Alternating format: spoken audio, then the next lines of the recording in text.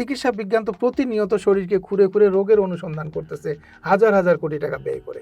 একটা রোগের সন্ধান পাইলে তারা আনন্দে আত্মহারা হয়ে যায় যে হাজার হাজার কোটি টাকার বিজনেস পাইছি।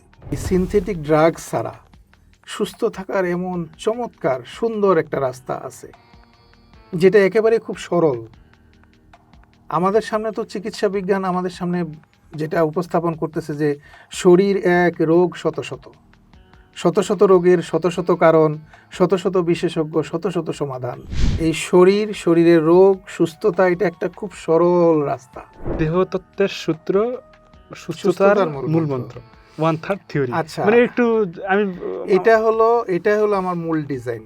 আক্রান্ত ব্যক্তি তিনি যদি এটা ফলো করে তারপর সুস্থ হবে। যতদিন পর্যন্ত আপনার সেন্স ঠিক আছে আর যতদিন আপনার দুপা সচল আছে, এই দুটা জিনিস যতদিন ঠিক আছে ততদিন আপনি ভুল সংশোধন করে আপনি সুস্থতার স্বাদ পাবেন। তো আমি মুসলিম, আমার সৃষ্টিকর্তা যদি আলাদা হতো, হিন্দু তার সৃষ্টিকর্তা যদি আলাদা হতো, খ্রিস্টানের সৃষ্টিকর্তা যদি আলাদা হতো, তাহলে আমাদের শরীরের রুলসটাও আলাদা আলাদা হতো। কিন্তু আমি যে রুলসের কথা বলতেছি, যে সূত্রের কথা বলতেছি শরীরের, সবার ক্ষেত্রে সেম, একটু 19-20 নয়। কোথা থেকে পানি আসতেছে, পানির মূল উৎস কোথায়? সারা পৃথিবীর বিজ্ঞানীরা এক হইয়া যদি খোঁজা শুরু করে যে পানির মূল উৎস কোথায় আমরা দেখতে চাই, সবাই পাগল হইয়া মরবো, তো খুঁজে হবে না পানি কোথা থেকে আসতেছে। আসমানের প্রয়োজন হয়েছে, আসমানকে ওয়ার্ডার দিতে হয়ে গেছে। জমিনের প্রয়োজন হয়েছে, জমিনকে ওয়ার্ডার দিতে হয়ে গেছে। মানে ওয়ার্ডার দিয়ে তৈরি করছে। এই শরীরকে যখন আল্লাহ তাআলা সৃষ্টি করেন, শরীরের মধ্যে আল্লাহ তাআলা নিজ হাতে 3টি রোগ দিয়া দিছেন। রোগ নির্মূল করার, রোগ বন্ধ করার গবেষণা চলতেছে না, গবেষণা চলতেছে রোগ অনুসন্ধান করার। মানে রোগের নতুন নতুন রোগের সন্ধান চলতেছে। যেটা চিবিয়ে ঢুকাচ্ছে এটা যদি ক্ষুধা নিয়ন্ত্রণের ওষুধ হয়ে থাকে, যেটা পান করে ঢুকাচ্ছে এটা যদি পিপাসা নিয়ন্ত্রণের ওষুধ হয়ে থাকে, আরেকটা ওই রোগও থাকে, আরেকটা চিন্তা, কাঁচামালও আরেকটা বাতাস। এইটা চিন্তাকে নিয়ন্ত্রণ করার ওষুধের নাম হলো বাতাস, অক্সিজেন। হার্ট অ্যাটাক থেকে বাঁচার মূল ওষুধের নাম হলো বাতাস। একটা হাদিস আছে যে মুসা আলাইহিস সালাম আল্লাহকে প্রশ্ন করেছেন, হে আল্লাহ, তুমি যদি মুসা হতে আর আমি যদি আল্লাহ হতাম তাহলে তুমি আমার কাছে কি চাইতে? তখন আল্লাহ বললেন, এটা তো সম্ভব না, তারপরেও তুই যদি আল্লাহ হতি আর আমি যদি মুসা হতাম তাহলে আমি সুস্থতা চাইতাম। ঠিক এই সুস্থতা নিয়ে আমাদের সমাজে যারা নিরলস কাজ করে যাচ্ছেন তার মধ্যে অন্যতম একজন সাধক ফিরুজ্জামান ভাই। প্রিয় ভাইটির সাথে আজ কথা বলবো এই সাধনা চর্চা করা এবং মানুষের উপকারে নিজেকে নিবেদিত করার গল্প আজ শুনবো। আসসালামু আলাইকুম। ওয়ালাইকুম আসসালাম। ভাই কেমন আছেন? ভাই আলহামদুলিল্লাহ, খুব ভালো আছি। আচ্ছা, আপনার সাথে তো আমার পূর্ব কোনো পরিচিতি নাই, কিন্তু আপনার কর্মের সাথে আমার একটা প্রেম আছে। সেটা হচ্ছে আপনার 3টা বই আছে। বইগুলোর নামগুলো খুবই মানে অত্যন্ত মানে আনন্দদায়ক, মানে শব্দগুলো শুনতে মজা লাগে, যে মানে ন্যাচারোপ্যাথিক আর তিতত্ব। তো আমি যদিও আপনি এগুলো বলবেন, কি আমার ইচ্ছে। তো এগুলো বলার আগে আপনার কাছে আমার প্রথম প্রশ্ন যে আপনার আসলে লক্ষ্যটা কি ছিল? আপনি যে আজ এই অবস্থাতে এসেছেন, মূল লক্ষ্যটা কি ছিল?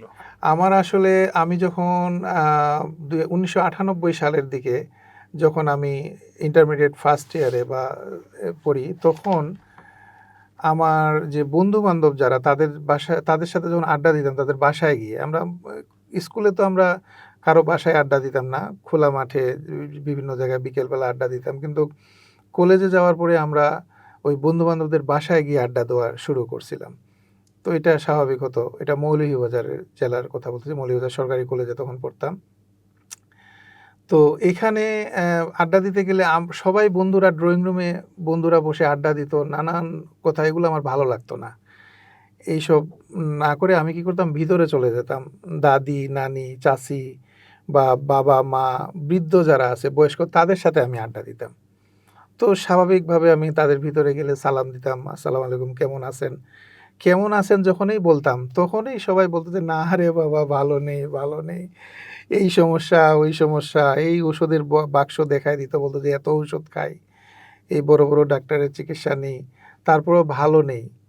এই যে ভালো নেই কথাটা ওরা বলতো, এত মানে কষ্ট নিয়ে বলতো, আমার ব্রেইনের মধ্যে এটা তখন হিট করতো যে এত কিছু, এত ডাক্তার, এত ঔষধ, এত কিছু থাকার পর কেন ভালো নেই। এটা আমাকে খুব ভাবানো শুরু করে দিল। এই যে ভাবনাটা মাথার মধ্যে ঢুকলো, তার মানে কি এই তারা যে রাস্তায় সুস্থ থাকার জন্য যে ঘুরতেছে, ছুটতেছে, এছাড়া বিকল্প রাস্তা আছে কিনা?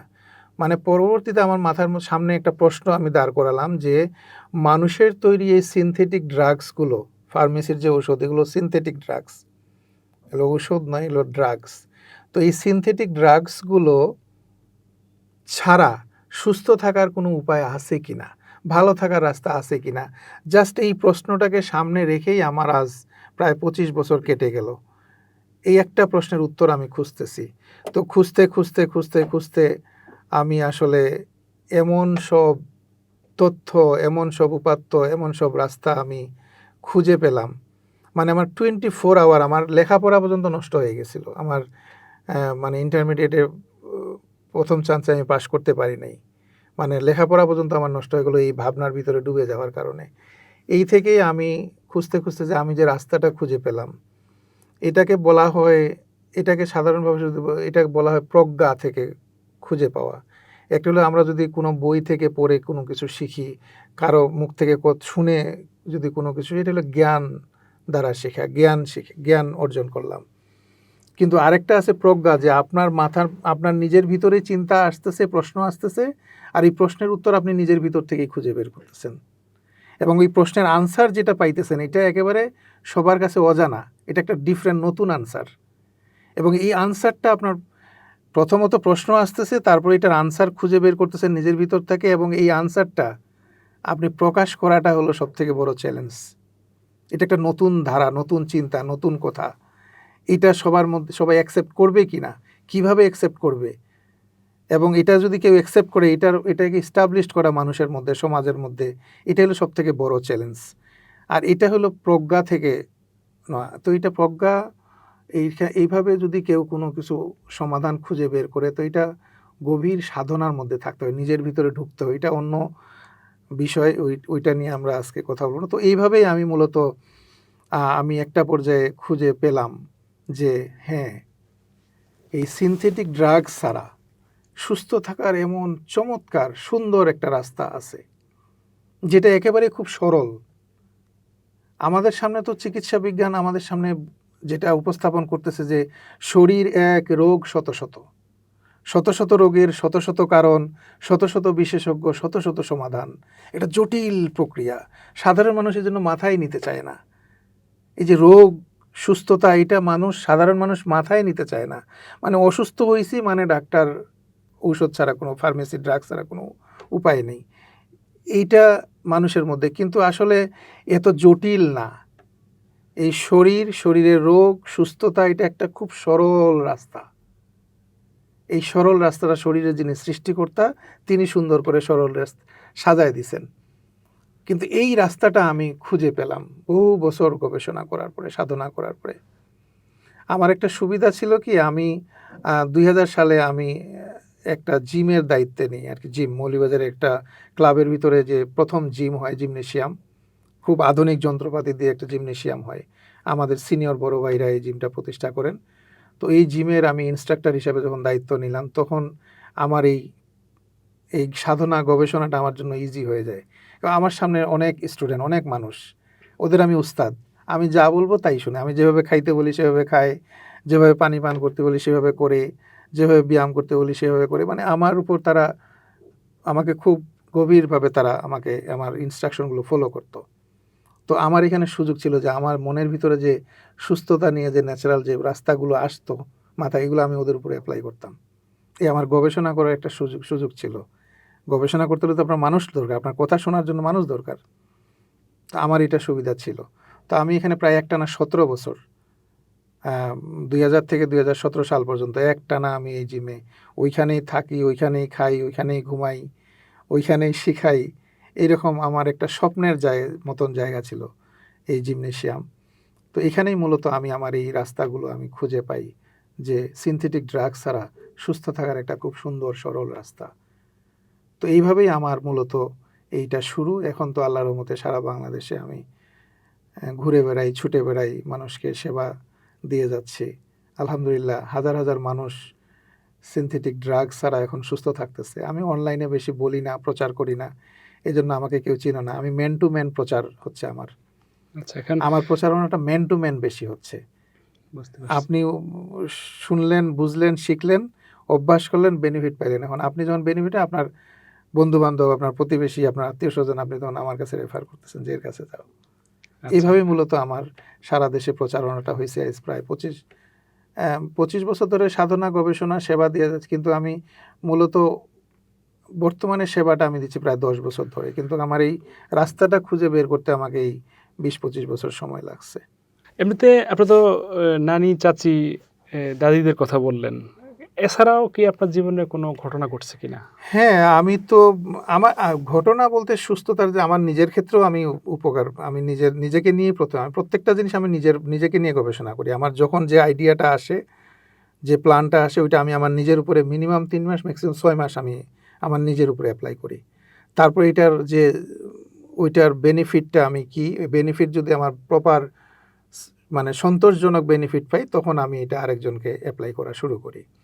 আমার নিজের একটু প্রবলেম ছিল।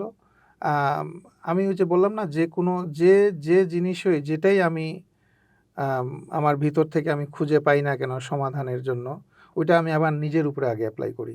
আমার যেমন একটা সমস্যা ছিল কি, আমার রাতে শোয়ার পরে একটা কাশি উঠতো। তো কাশিটা উঠতো, এমন কাশতে, কাশতে চোখ দিয়ে পানি পড়ে বালিশ ভিজে যেত। সারারাত কাশতাম, কিন্তু ভোর রাতে ঘুম লাগতো। এইটা একটা সমস্যা ছিল। আরেকটা ছিল যে কোনো কিছু খেলেই জ্বালাপোড়া শুরু হতো, বুক জ্বালাপোড়া করতো। অ্যাসিডিটি যেটাকে বলা হয়। তো এই দুটো সমস্যা আমাকে স্টুডেন্ট লাইফে, আমার স্কুল জীবনে আমাকে প্রচুর কষ্ট দেয়, কলেজ জীবনেও কষ্ট দেয়। তো আমি যেটা দেখলাম যে অ্যা ওই অ্যাসিডিটির কারণেই মূলত আমার রাতের কাশিটা হতো। এটা ইদানিং এখন জানতে পারি। আমি যখন প্রপারলি সবকিছু বুঝতে পারলাম, তখন আমি বুঝি যে আমার অ্যাসিডটা গিয়ে ওই খাদ্যনালীর যে একটা পর্দা আছে, ওইখানে গিয়ে টাচ করতো, আর ওইখানে খুসখুস করতো, আর কাশি শুরু হতো। কারণ শুইলে অ্যাসিডটা, ওই খাবারের যে অ্যাসিডটা, এটা গলার ঊর্ধ্বমুখী চাপ সৃষ্টি করতো, এইজন্য এই কাশিটা হতো। পরবর্তীতে যখন আমি ওই পানি পানের যে আমার একটা অভ্যাস আছে বলি, ওই অভ্যাসটা যখন আমি শুরু করি, তখন আমার এই জিনিসটা ঠিক হয়ে যায়। এই যে ঠিক হলো, আমার আর কখনো এই সমস্যা আর কখনো আমাকে কষ্ট দেয় নাই। এই যে নিজের উপরে এরকম অসংখ্য বিষয় আমি গবেষণা করছি। প্রত্যেকটা দিন আমরা যখন জিমে ব্যায়াম করতাম, আমার কোমরের ব্যথার জন্য আমি সমাধান কি, আমার হাঁটুর ব্যথা হলে সমাধান কি, আমার কনুইর ব্যথা, কবজির ব্যথা, বিভিন্ন ব্যথা হলে আমি কিভাবে সমাধান করব। এইগুলো অসংখ্য ছোটোখাটো জিনিস, বা স্টুডেন্টদের যে নানান সমস্যা, শারীরিক জটিলতা, জিমে স্টুডেন্ট তাদের বিষয়গুলো ওরা বলতো, আর আমি সমাধান খুঁজতাম নিজের ভিতরে। যেটা আমার সঠিক আসতো, ওইটা আমি ওদেরকে অ্যাপ্লাই করতাম, সমাধান আসতো। তো এইটা পরবর্তীতে আমি যে শুধু আমার নিজের চিন্তার থেকে আমি সমাধান দিয়ে যে সমাধান পাইতেছি, এটা না। আমার সমাধানগুলো নিয়ে আমি যখন বিভিন্ন পত্রিকার যে স্বাস্থ্য নিয়ে যে বিভিন্ন বিশেষ করে প্রথম আলো যে অধ্যাপক শুভাগত চৌধুরী, বারডেমের, ওনার প্রতি সপ্তাহে ওনার লেখা আসতো। আমি ওনার লেখার খুব ভক্ত ছিলাম। ওগুলা পড়লে আমি বুঝতাম, আবার দেখতাম যে আমারটার সাথে ওনার এগুলোর কথাগুলোর মিল পাইতাম আমি। তখন আমি নিজে খুব মনে করতাম যে হ্যাঁ, ঠিক আছে, আমি রাইট ওয়েতে আছি। এইভাবে আরও নানান জনের বই পড়েও আমি দেখি যে আমার ভিতর থেকে যে সমাধানের রাস্তাগুলো আসতেছে, এগুলোর সাথে মিল আছে। আচ্ছা, হ্যাঁ, তো কথার মিল নেই, কিন্তু ফর্মুলা বা সমাধানের যে আরামটা, এটার মিল পাইতাম। তো এইভাবেই মূলত আমার এই ছোটোখাটো ঘটনা, ছোটোখাটো মানুষের সমস্যাগুলোর সমাধান খুঁজতে খুঁজতে, এইভাবেই আমার মূলত এই বর্তমানে যে আমি প্রপার একটা কমপ্লিট ডিজাইন মানুষকে সুস্থ থাকার জন্য দিচ্ছে, একটা বিকল্প, ডিফারেন্ট একটা ওয়ে, এটা এই পর্যন্ত প্রতিষ্ঠা আচ্ছা, আপনার হয়েছে। একটা থিওরির কথা বিভিন্ন মাধ্যমে ঘোরাঘুরি করে, জনশ্রুতি, সাধারণ মানুষরা ওইটাকে নিয়ে অনেক বলাবলি করে যে 1/3 থিওরি। আমরা তো আসলে যারা ছোটবেলায় ক্লাস 9-10 পড়তাম, তখন বিভিন্ন বিজ্ঞানের থিওরি মানে শুনতাম। আপনার থিওরিটাকে একটা বৈজ্ঞানিক থিওরি মনে হয়, 1/3 থিওরি, যে দেহতত্ত্বের সূত্র সুস্থতার সুস্থতার মূল মূলমন্ত্র। মন্ত্র। 1/3 থিওরি আচ্ছা, মানে একটু আমি এটা হলো আমার মূল ডিজাইন। হ্যাঁ, মানে আমি যেটা এই যে সুস্থতার জন্য যে যা শুনলাম, বুঝলাম, নিজের ভিতরে খুঁজলাম, খুঁজতে খুঁজতে আমি যে ছেঁকে একটা জিনিস তৈরি করলাম, কোনো কিছুই আমার কাছে কমপ্লিট মনে হতো না। যারটাই দেখি, যারটাই শুনি, যারটাই পড়ি, আমার কাছে কোনোটাই কমপ্লিট মনে হতো না। আপনার নিজের কাছে? কিন্তু হ্যাঁ, নিজের কাছে। আচ্ছা। কিন্তু আমি কমপ্লিট চাইতাম। এই কমপ্লিট জিনিসটা আমি যখন পাইলাম, এটা দেখলাম যে এটা 1/3 থিওরি। এটাকে বলি আমি দেহতত্ত্বের সূত্র, শরীরের সূত্র। পৃথিবীতে কোনো কিছু আছে আমরা সূত্র ছাড়া ব্যবহার করি? বলেন তো শুনি। এই যে বিল্ডিংটা দাঁড়ায় আছে, সূত্র ছাড়া তো নেই। সুই থেকে বিমান পর্যন্ত কোনো কিছু কি আমরা সূত্র ছাড়া, রুল ছাড়া ব্যবহার করি? তো এই সব কিছু, বিজ্ঞানের যা কিছু, সব কিছু সূত্র অনুযায়ী। প্রত্যেকটা জিনিস আবিষ্কার, ব্যবহার সব কিছু সূত্র ফর্মুলা ফলো করে। তো সব কিছুই তো শরীরকে কেন্দ্র করে, তাই না? তো শরীরের সূত্র কি? আমি এইটা আমার এক সময় খুব ভাবাতো যে শরীরের সূত্র কি? তো শরীরের সূত্র, আমি এমন এক সূত্র আমি যেটা খুঁজে বের করলাম, সেটা সব মানুষের ক্ষেত্রে সেম। একটু 19-20 নাই। হিন্দু, মুসলিম, খ্রিস্টান, নারী, পুরুষ ভেদে কোনো ভেদাভেদ নেই। সবার ক্ষেত্রে সেম, একটু 19-20 নেই, পার্থক্য নেই। সেম একটা সূত্র। এবং এই দেহতত্ত্বের সূত্র আমি যেটা বলতেছি 1/3, এটা হলো, এটা ফলো না করার কারণে, এই সূত্র ফলো না করার কারণে আমরা চিকিৎসা বিজ্ঞানের রোগে রোগী হচ্ছি। একটা দুইটা রোগের কারণ নয়। ওই যে বললাম যে শরীর এক, রোগ শত শত, শত শত রোগের শত শত কারণ, শত শত বিশেষজ্ঞ, শত শত সমাধান। এটা আমরা বিজ্ঞানের কাছ থেকে শুনতেছি, বুঝতেছি। কিন্তু আসলে আমি যেটা বলতেছি যে শরীর এক, রোগ সৃষ্টির কারণও এক, সমাধানও একটাই। একটা দুইটা রোগের না, সব রোগের কারণ একটাই এবং সমাধানও একটাই। আচ্ছা, এমনি এটাই হলো 1/3 থিওরি। থিওরি নিয়ে একটু গবেষণা। হ্যাঁ, এই সূত্র আপনি যদি বুঝেন যে আমি সূত্র ফলো করি না দেখে রোগী হয়েছি, তাহলে সমাধান কি? সূত্র ফলো করুন, তাহলে আপনার রোগ থেকে, আপনার সব রোগ থেকে আপনি আপনার নিয়ন্ত্রণে চলে আসবে। মানে আক্রান্ত ব্যক্তি হ্যাঁ, তিনি যদি এটা ফলো করে হ্যাঁ, তারপর হবে। সুস্থ হবে। যতদিন পর্যন্ত আপনার সেন্স ঠিক আছে আর যতদিন আপনার দুপা সচল আছে, এই দুটা জিনিস যতদিন ঠিক আছে, ততদিন আপনি ভুল সংশোধন করে আপনি সুস্থতার স্বাদ পাবেন। যতদিন আপনি যা শুনতেছেন, যা দেখতেছেন, এটা যদি আপনি বুঝতে পারতেছেন, তার মানে আপনার সেন্স ঠিক আছে। আর নিজের পায়ে নিজে হেঁটে যেখানে খুশি সেখানে যেতে পারবেন। এই দুটো জিনিস যতদিন আপনার ঠিক থাকবে, ততদিন আপনি শরীরের যে ভুল ত্রুটিগুলো সংশোধন করে আপনি সুস্থতার স্বাদ পেতে পারেন ন্যাচারালি। কিন্তু তখন আর পাবেন না যে তুমি কে বাবা, তোমার তো চিনি না, কি বলতেছো বুঝি না, নিজের পায়ে নিজে হেঁটে বিছানার থেকে বাথরুমে যেতে পারবেন না। তখন ভুল সংশোধন করে কোনো লাভ হবে না। সুযোগ তো নাই। হ্যাঁ, এর আগ পর্যন্ত আপনি ভুল সংশোধন মানে সূত্র ফলো করে আপনি নিজের সংশোধনে চলে আসতে পারেন। তো এটা এমনই এক সূত্র। সূত্রটা হলো, খেয়াল করে দেখুন, যে প্রত্যেকটা জিনিস, যেমন আমরা মোবাইলের কথা ধরি, মোবাইলটা যে ব্যবহার করতেছি রুলস অনুযায়ী তো ব্যবহার করি না, রুলস অনুযায়ী তো ব্যবহার করতেছি, তাই না? একটা নিয়ম মানে সূত্র অনুযায়ী ব্যবহার করতেছি। তো এই মোবাইলের সূত্রটা কে তৈরি করছে? যিনি আবিষ্কার করছে। যে মোবাইলটা তৈরি করছে, যে সৃষ্টি করছে, জি। সে মোবাইলটা সূত্র তৈরি করছে এবং ওই সূত্র ফলো করে আমরা ব্যবহার করি সাধারণ মানুষ। এখন এখানে একটা মজার জিনিস, আমি প্রায় সেমিনারে আমি এই এক্সাম্পলটা দিই, যে এই যে মোবাইলের সৃষ্টিকর্তা মোবাইল তৈরি করে রুলস সাজায় দিয়ে মার্কেটে ছেড়ে দিয়ে কিন্তু তার দায়িত্ব শেষ না। যতদিন মোবাইলটা মার্কেটে টিকে থাকবে, ততদিন এই মোবাইলটা টিকায় রাখার জন্য যা যা দরকার, কোথায় পাঠাতে হবে, পাঠানোর দায়িত্ব পর্যন্ত ওই মোবাইলের সৃষ্টিকর্তার। সে মনে করেন চায়না বা আমেরিকায় বসে আছে।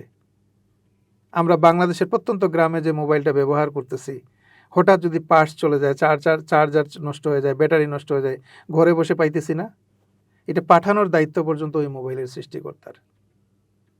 তো তার যদি সব দায়িত্ব, সব মাথা ব্যথা যদি তারই থাকে, তাহলে আমাদের কাজটা কি ব্যবহারকারীর? আমাদের কাজ শুধু এতটুকুই, ওই মোবাইলের সৃষ্টিকর্তা যে মোবাইলের রুলস সাজায় দিয়েছে সেই রুলস অনুযায়ী শুধু ব্যবহার করা। যদি তার সাজানো রুলস আমি ব্যবহার করি, ফলো করি, তাহলে মোবাইলের কাছ থেকে যে সেবাটা চাইতেছি সেটা আমি মোবাইলের হায়াত যতদিন আছে ততদিন নিশ্চিন্তে পেতে থাকবো। আর যদি মোবাইলের সৃষ্টিকর্তা প্রদত্ত মোবাইলের রুলস ফলো না করি, তাহলে মোবাইলটা বারবার ডিস্টার্ব করবে, বারবার মেকারের কাছে নিতে হবে, জীবনটা হেল করে দিবে একটা মোবাইল। এই যে এক্সাম্পলটা দিলাম, উদাহরণটা, এটার এইরকম প্রত্যেকটা জিনিসের ক্ষেত্রে, যে এসি তৈরি করছে তার সৃষ্টিকর্তা সে রুলস তৈরি করছে, যে গাড়ি তৈরি করছে এই গাড়িটা ব্যবহার করার চালানোর রুলসটা সে তৈরি করছে, প্রত্যেকটা জিনিসের ক্ষেত্রে যে যেটা সৃষ্টি করছে এটার ব্যবহার করার রুলস সে তৈরি করছে, এবং এটা যতদিন সেবা দিবে ততদিন এটাকে টিকায় রাখার দায়িত্ব তাদের। আচ্ছা, তো তাইলে এইরকম এক্সাম্পলের এটার ক্ষেত্রে সেম আমাদের শরীরের ক্ষেত্রে তাইলে এখন একটু মিলান, শরীরের রুলসটা তাহলে কে তৈরি করছে? আল্লাহ যিনি আমাদের সৃষ্টি করছেন। যিনি শরীর সৃষ্টি করছেন, তাই না? জি জি। কারণ শরীর কে সৃষ্টি করছে? আমি মুসলিম, আমি বলি আল্লাহ সৃষ্টি করছে, আরেকজনে আরেক নাম বলে, আরেকজনে আরেক নাম বলে। আমরা মানুষ যে নামেই সৃষ্টিকর্তাকে ডাকি না কেন, সবার সৃষ্টিকর্তা একজন। এটার প্রমাণ কি? এটার প্রমাণ হলো এই শরীরের রুলস, দেহতত্ত্বের সূত্র। কারণ এইখানে যে খেয়াল করে, নোকিয়া মোবাইলের রুলস আর স্যামসাং মোবাইলের রুলস কি সেম ব্যবহার করে? ডিফারেন্ট। কেন ডিফারেন্ট? কারণ দুটোর সৃষ্টিকর্তা দুজন আলাদা ব্যক্তি। তো আমি মুসলিম, আমার সৃষ্টিকর্তা যদি আলাদা হতো, হিন্দু তার সৃষ্টিকর্তা যদি আলাদা হতো, খ্রিস্টানের সৃষ্টিকর্তা যদি আলাদা হতো, তাহলে আমাদের শরীরের রুলসটাও আলাদা আলাদা হতো। কিন্তু আমি যে রুলসের কথা বলতেছি, যে সূত্রের কথা বলতেছি শরীরের, সবার ক্ষেত্রে সেম, একটু 19-20 নয়। ইভেন আমরা চিকিৎসা বিজ্ঞান যত রোগ আবিষ্কার করছে এই পর্যন্ত, সব রোগ সৃষ্টি করার সব রোগ শরীরের মধ্যে সৃষ্টি হওয়ার পিছনে মূল কারণ হলো এই শরীরের সৃষ্টিকর্তা প্রদত্ত রুলস ফলো না করা। ও মোবাইলের রুলস ফলো না করলে যেমন বারবার ডিস্টার্ব করে, বারবার মেকারের কাছে নিতে হয়, ঠিক আমাদের শরীরে খেয়াল করে দিন, আমরা একই রোগের জন্য বছরের পর বছর চেম্বারে ঘুরতেছি। একই রোগ, বাংলাদেশের সব চেম্বার শেষ, ইন্ডিয়া সিঙ্গাপুর পর্যন্ত যাচ্ছি। এত দামি দামি ডাক্তার, এত দামি দামি ডায়াগনোসিস, এত দামি দামি ড্রাগস খাচ্ছি, তারপরেও তো সমাধান হচ্ছে না। যদি সমাধান হতো তাহলে তো নেক্সট চেম্বারে যাওয়ার প্রয়োজন হতো না। কেন সমাধান হচ্ছে না? কারণ শরীরের যে সৃষ্টিকর্তা প্রদত্ত যে রুলস, সেই রুলসের মধ্যে আমরা আসতেছি না, জানি না তো রুলস, সেই সূত্র আমরা ফলো করবো কীভাবে, মেনটেনেন্স করবো কীভাবে? সূত্র যদি জানা থাকে, অঙ্ক সমাধান করতে টিচার লাগে না, নিজেই সমাধান করা যায়। তো দেহতত্ত্বের সূত্র যদি আপনার জানা থাকে, তো আপনার শরীরের সমস্যাগুলো সমাধান করার জন্য চিকিৎসকের চেম্বারে ঘোরা লাগবে না, আপনি নিজেই সমাধান করতে পারবেন। আচ্ছা, এটা এমনই এক সূত্র। আচ্ছা, তো এই সূত্র যেটা ধরেই আপনাকে মানুষ চেনে, তো এই সূত্রটা যদি আজকে বলতেন, এবং আপনার যে 3টি বইয়ের ধারাবাহিকভাবে আপনি আলোচনা করেছেন, যতটুকু আজকে বলা যায়। আচ্ছা, এটা সংক্ষেপে আমি বলতে পারবো, কিন্তু বলতে গেলে এটা আমার প্রায় 8-10 ঘন্টার সেশন। তো সংক্ষেপে আমি বলি দেহতত্ত্বের সূত্র কি। আচ্ছা, খেয়াল করে দেখুন, শরীর তো আল্লাহ তাআলা সৃষ্টি করছে, আমি আল্লাহকে বিশ্বাস করি, আল্লাহর ব্যাখ্যা দিয়ে আমি বিশ্লেষণ করব। কেউ যদি ভিন্ন বিশ্বাসের হয়ে থাকেন, তো আপনি আপনার বিশ্বাস দ্বারা মিলান, দেখুন মিলে কিনা, সেম হবে। তো আমি দেহতত্ত্বের যে সূত্র সেটা বলি, যে আল্লাহ তাআলা মহাপ্রকৃতি সৃষ্টি করছেন কিভাবে? ওয়ার্ডার দিয়ে, হয়ে গেছে, তাই না? জি। এটা আমরা সবাই জানি যে আসমানের প্রয়োজন হয়েছে, আসমানকে ওয়ার্ডার দিতে হয়ে গেছে, জমিনের প্রয়োজন হয়েছে, জমিনকে ওয়ার্ডার দিতে হয়ে গেছে, মানে ওয়ার্ডার দিয়ে তৈরি করছে। কিন্তু মানব শরীরকে আল্লাহ তাআলা সৃষ্টি করছেন কিভাবে? নিজ হাতে, কুদরতি হাতে, খুব আদর করে, যত্ন করে, ভালোবেসে, সময় নিয়ে। এই শরীরকে যখন আল্লাহ তাআলা সৃষ্টি করেন, শরীরের মধ্যে আল্লাহ তাআলা নিজ হাতে 3টি রোগ দিয়া দিছেন। বিজ্ঞান বলে, চিকিৎসা বিজ্ঞান বলে এটা ন্যাচারাল প্রবলেম, আমি এটাকে রূপক অর্থে আমি রোগ বলি। আল্লাহ প্রদত্ত শরীরের মূল রোগ হলো 3টি, ডেঞ্জারাস, ভয়ঙ্কর। এত ভয়ঙ্কর রোগ বিজ্ঞানের তালিকায় এখন পর্যন্ত নেই। জানি না, মায়ের পেট থেকে যেদিন বের হয় জানি, কিন্তু আমরা এইভাবে জানি না, এইভাবে কখনো আমরা এটাকে বিচার করি না। আমি যেভাবে এটাকে ব্যাখ্যা করি, আমি যেভাবে চিকিৎসা দিই মানুষকে, যেভাবে সুস্থ করি, এইভাবে কেউ আগে ভাবে নাই, আমার কাছ থেকে শোনার পরে ভাবনা শুরু করে। এটা তো ইজি, সহজ জিনিস। তো আল্লাহ তাআলা যখন সৃষ্টি করেন তখন নিজ হাতে 3টি রোগ দিয়েছেন। এই 3টি হলো আমাদের শরীরের মূল রোগ। এর বাইরে যত রোগ আমরা জানি, এগুলো সব বিজ্ঞান আবিষ্কার করছে, মানুষ আবিষ্কার করছে। চিকিৎসা বিজ্ঞান তো প্রতিনিয়ত শরীরকে খুঁড়ে রোগের অনুসন্ধান করতেছে, হাজার কোটি টাকা ব্যয় করে। একটা রোগের সন্ধান পাইলে তারা আনন্দে আত্মহারা হয়ে যায় যে হাজার কোটি টাকার বিজনেস পাইছি। কিন্তু এই গবেষণা যদি রোগ বন্ধ করার পিছনে ব্যয় করা হতো, তাহলে এত রোগের আবিষ্কার হতো না। রোগ নির্মূল করার, রোগ বন্ধ করার গবেষণা চলতেছে না, গবেষণা চলতেছে রোগ অনুসন্ধান করার, মানে নতুন রোগের সন্ধান চলতেছে। তো এখন এগুলো সব মানুষের আবিষ্কার করা, কিন্তু আল্লাহ প্রদত্ত শরীরের, সৃষ্টিকর্তা প্রদত্ত শরীরের মূল রোগ হলো 3টি। মায়ের পেট থেকে যেদিন বের হই সেদিন থেকে শুরু করে মৃত্যু পর্যন্ত প্রতিদিন প্রতিনিয়ত রোগ তিনটি আমাদেরকে কষ্ট দেয়। আর এই রোগ তিনটি আল্লাহ তাআলা এই জন্যই শরীরের মধ্যে দিলেন। আমি যদি বলি আপনাকে যে আমাদের লালনকর্তা, পালনকর্তা, জন্মদাতা, মৃত্যুদাতা কে, কি বলবেন? আল্লাহ। আল্লাহ বলবেন, তাই না? আমি যদি এখন বলি যে কত পার্সেন্ট বিশ্বাস করেন, কি বলবেন? শতভাগ তো 100%, বুক ফুলায় বলে 100% বিশ্বাস করি। তো এই যে মুখে বললাম 100% বিশ্বাস করি লালনকর্তা, পালনকর্তা, জন্মদাতা, মৃত্যুদাতা আল্লাহ তাআলা, এই বিশ্বাসটা মৃত্যু পর্যন্ত কত পার্সেন্ট টিকে থাকে এটা পরীক্ষা করার জন্যই মূলত আল্লাহ তাআলা এই তিনটি রোগ দিয়েছেন। যদি এই রোগ তিনটি না দিতেন তাহলে আমাদের যে নিয়ম কানুন, বাধ্যবাধকতা, মানা না মানা, এগুলোর কোনো বালাই থাকতো না। বুঝিয়ে না, আমি কিন্তু শরীরের রুলস সূত্র বুঝাচ্ছি। তো এই রোগ তিনটি কি? 1 নাম্বার হইল ক্ষুধা, 2 নাম্বার হইল পিপাসা, আর 3 নাম্বার হইল চিন্তা। ক্ষুধা, পিপাসা, চিন্তা, এই তিনটি হইল আমাদের শরীরের মূল রোগ। সরাসরি আল্লাহ তাআলা নিজ হাতে শরীরের মধ্যে দিয়া দিয়েছেন। এটা কোনো মানুষের সৃষ্ট নয়, মানুষের তৈরি নয়। এটার যুক্তি কি? আল্লাহ তাআলা যে নিজ হাতে এই শরীরের রোগ তিনটি দিয়েছে, এটার যুক্তি কি? একটা শিশু যখন জন্মগ্রহণ করে তখন সে জন্মের পরেইতে সে দেখেন কখনো হাসতেছে, কখনো কাঁদতেছে, কখনো ভয় পাইতেছে, এটা তার চিন্তার বহিঃপ্রকাশ। তার ক্ষুধা লাগে, তার পিপাসাও লাগে। কতদিন লাগে? কতদিন কষ্ট দেয়? যতদিন সে বেঁচে থাকে। বেঁচে থাকে। যত বয়স বাড়তে থাকে চিন্তার পরিধি বাড়তে থাকে, পিপাসার পরিধি বাড়তে থাকে, ক্ষুধার পরিধি বাড়তে থাকে। আর কোনো মানুষের কিন্তু সমস্যা নেই। এই তিনটি মানুষের মূল সমস্যা, আমি বলি মূল রোগ। এর বাইরে আর কিছু, এর কোনো সমস্যা নেই। এই বাকি যত সমস্যা আমরা মনে করি, অর্থনৈতিক সমস্যা, পারিবারিক সমস্যা, ব্যবসায়িক সমস্যা, নানান যত সমস্যা বলতেছি, এগুলো যদি আপনি এই তিনটি, ক্ষুধা, পিপাসা, চিন্তা, এই তিনটাকে যদি আপনি যথাযথ প্রক্রিয়ায় সূত্র অনুযায়ী যদি আপনি মেনটেনেন্স করেন, তো বাকি যত রোগ শোক, ব্যবসা বাণিজ্য, টাকা পয়সা, সংসার, এগুলো যতগুলো সমস্যা মনে করতেছি, এগুলো সমস্যাই মনে হবে না। এগুলো মনে হবে স্বাভাবিক বিষয়, যদি আপনি এই তিনটি সমস্যাকে ফোকাস করে সৃষ্টিকর্তার রুলস অনুযায়ী মেনটেনেন্স করেন। বাকিগুলো এগুলো সমস্যাই মনে হবে না। আচ্ছা। তো এই রোগ তিনটি মায়ের পেট থেকে বের হওয়ার পর মুহূর্ত থেকেই যে আমাদেরকে যে কষ্ট দিচ্ছে, এটা কি হিন্দু মুসলিম নারী পুরুষ ভেদে কোনো ভিন্নতা আছে? সবার ক্ষেত্রে সেম না, একইভাবে না? জি। এই জন্য আল্লাহ প্রদত্ত, শরীরের সৃষ্টিকর্তা প্রদত্ত। এখন বিচার করুন কতটা ভয়ঙ্কর। ক্ষুধা অনুভূত হওয়ার পরে ক্ষুধার ঔষধ যদি আপনি না খান, নিশ্চিত 20 থেকে 25 দিনের ভিতরে মারা যাবেন। ক্ষুধা অনুভূত হওয়ার পরে ক্ষুধার ঔষধ যদি না খান, নিশ্চিত আপনি 20 থেকে 25 দিনের ভিতরে মারা যাবেন। এবং এই 20-25 দিন যে শরীরের মধ্যে যে কষ্ট হবে, এই কষ্টের সাথে বিজ্ঞানের কোনো রোগের কষ্ট তুলনা করা যেতে পারে? ক্ষুধা এমনই ভয়ঙ্কর রোগ। আর ক্ষুধার থেকে আরও ডেঞ্জারাস হলো পিপাসা। পিপাসা অনুভূত হওয়ার পরে পিপাসার ঔষধ যদি আপনি না খান, আপনি নিশ্চিত 7 থেকে 10 দিনের ভিতরে মারা যাবেন। এবং এই 7-10 দিন যে শরীরের মধ্যে যে কষ্ট হবে, এই কষ্টটা আপনি জবান দিয়ে প্রকাশ করতে পারবেন না, এমনই ভয়ঙ্কর কষ্ট। বিজ্ঞানের এমন কোনো রোগ আছে যে রোগটা ধরা পড়ার পরে চিকিৎসা না করলে আপনি এই 7 দিন, 10 দিন, 20 দিনের ভিতরে মারা যাবেন?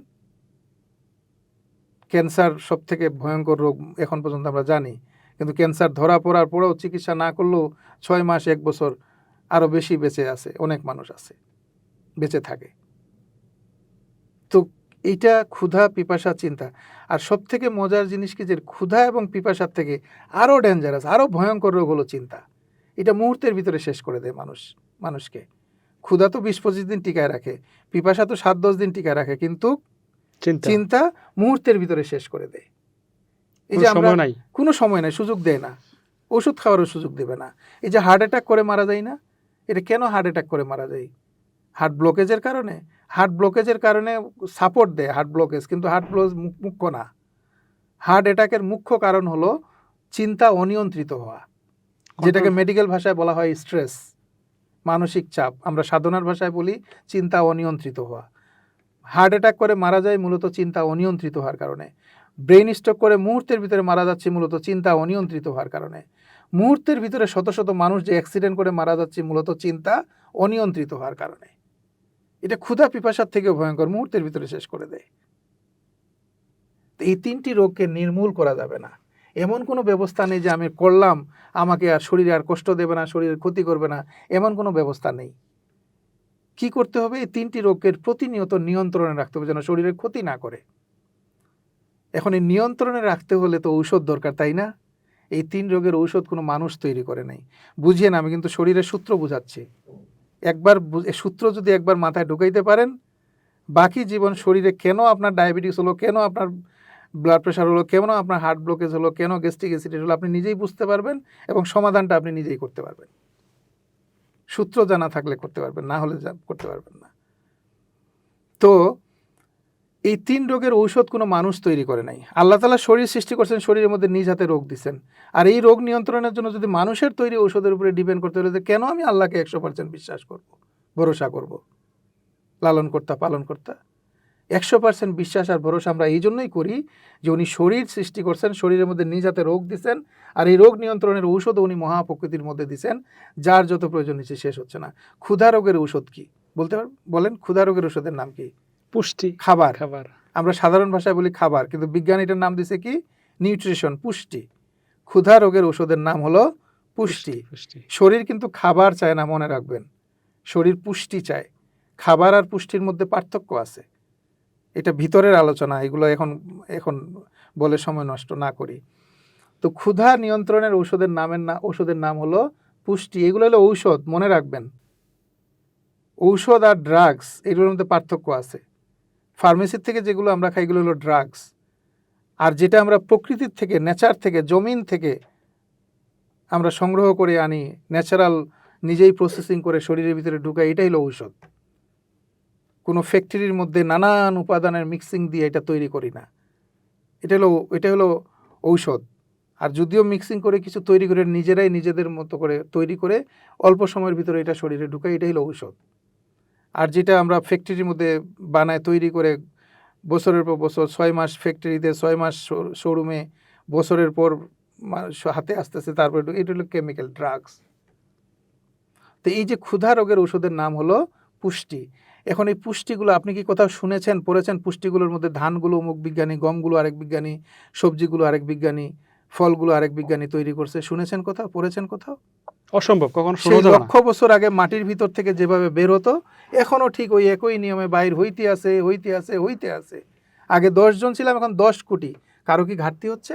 এই জন্যই আল্লাহকে আমরা 100% বিশ্বাস করি, লালন কর্তা, পালন কর্তা।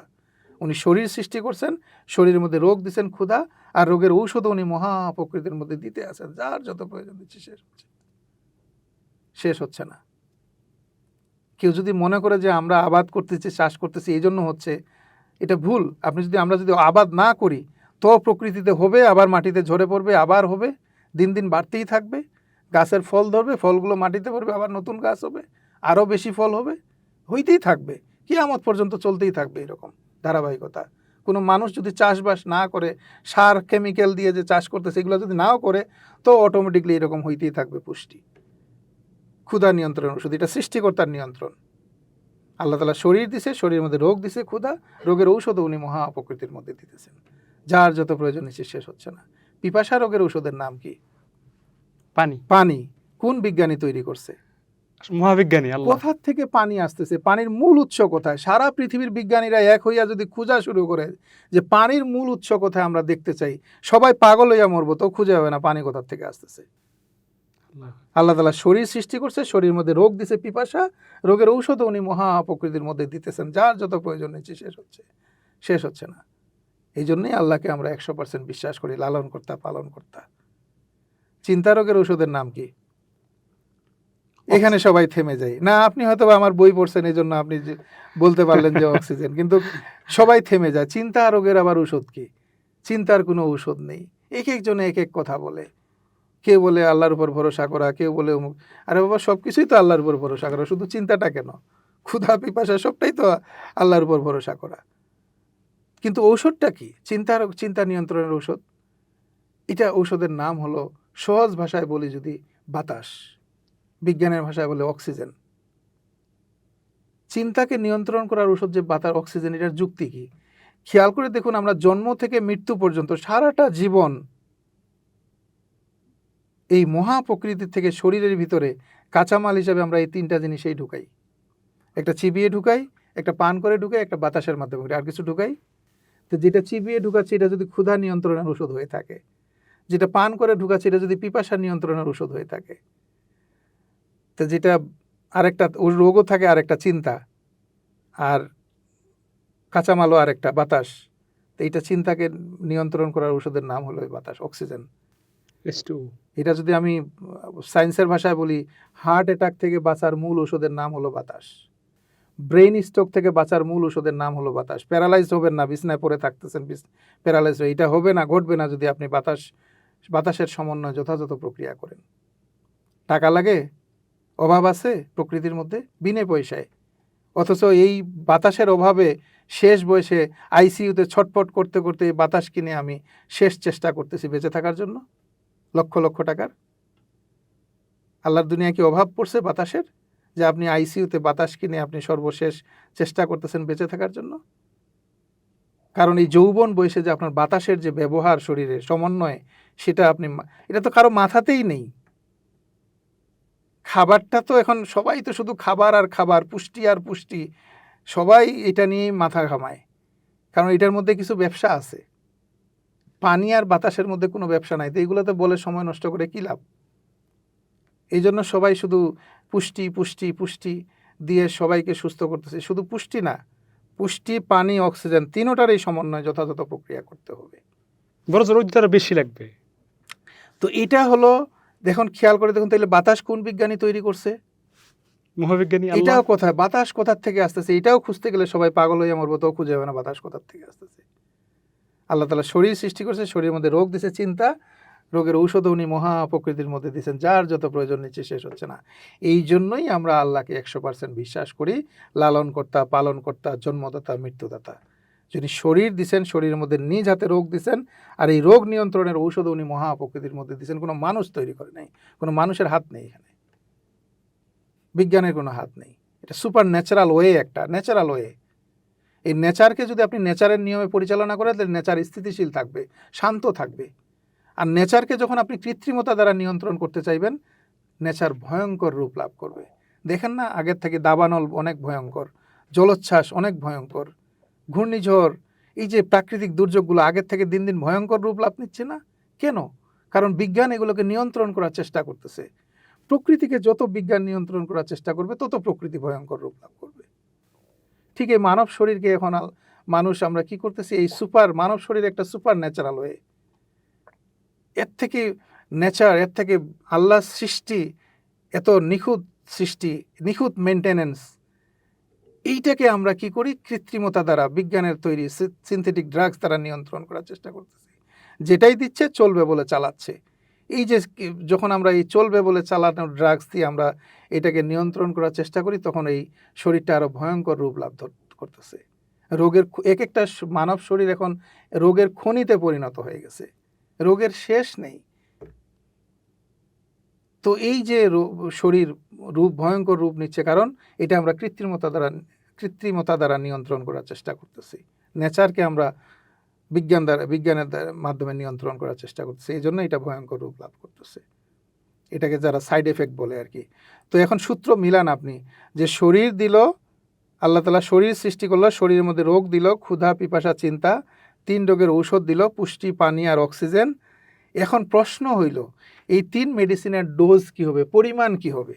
ভাই আপনি যে 3 থিওরির কথা বললেন, তো এটার তো একটা মানে পরিমাণের বিষয় আছে, আপনি কি মনে করেন? হ্যাঁ, এখানে বিষয়টা হলো যে এরকম, এইটাই মূল ফ্যাক্ট, মূল সমস্যাটা আমরা এই জায়গায় করি।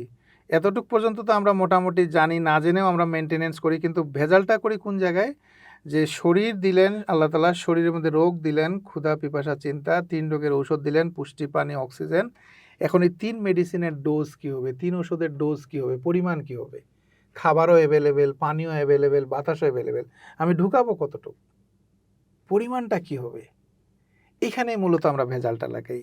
এই পরিমাণ মেনটেনেন্স না করার কারণেই আমাদের সাইড এফেক্ট হয়ে আমরা বিজ্ঞানের রোগী হচ্ছি। সোজা হিসাব, একেবারে ইউনিভার্সাল ট্রুথ, চিরন্তন সত্য। পুষ্টি, পানি, অক্সিজেনের সমন্বয় না করার কারণে আমার এই যে ফার্স্ট পার্ট বইটি একটা, যেটা এটার নাম হলো 3 খাবারের সমন্বয় সুস্থ থাকার বিষয়। এই যে পুষ্টি, পানি, অক্সিজেনের যে সমন্বয়, দৈনন্দিন চাহিদার সাথে শরীরের সমন্বয় করলে শরীর ঠিক, না হলে কেউ ঠিক করতে পারবে না। তো এই যে পুষ্টি পানি অক্সিজেনের ডোজ কি হবে, পরিমাণ কি হবে, এটাও আল্লাহ তাআলা জানাইয়া দিছেন।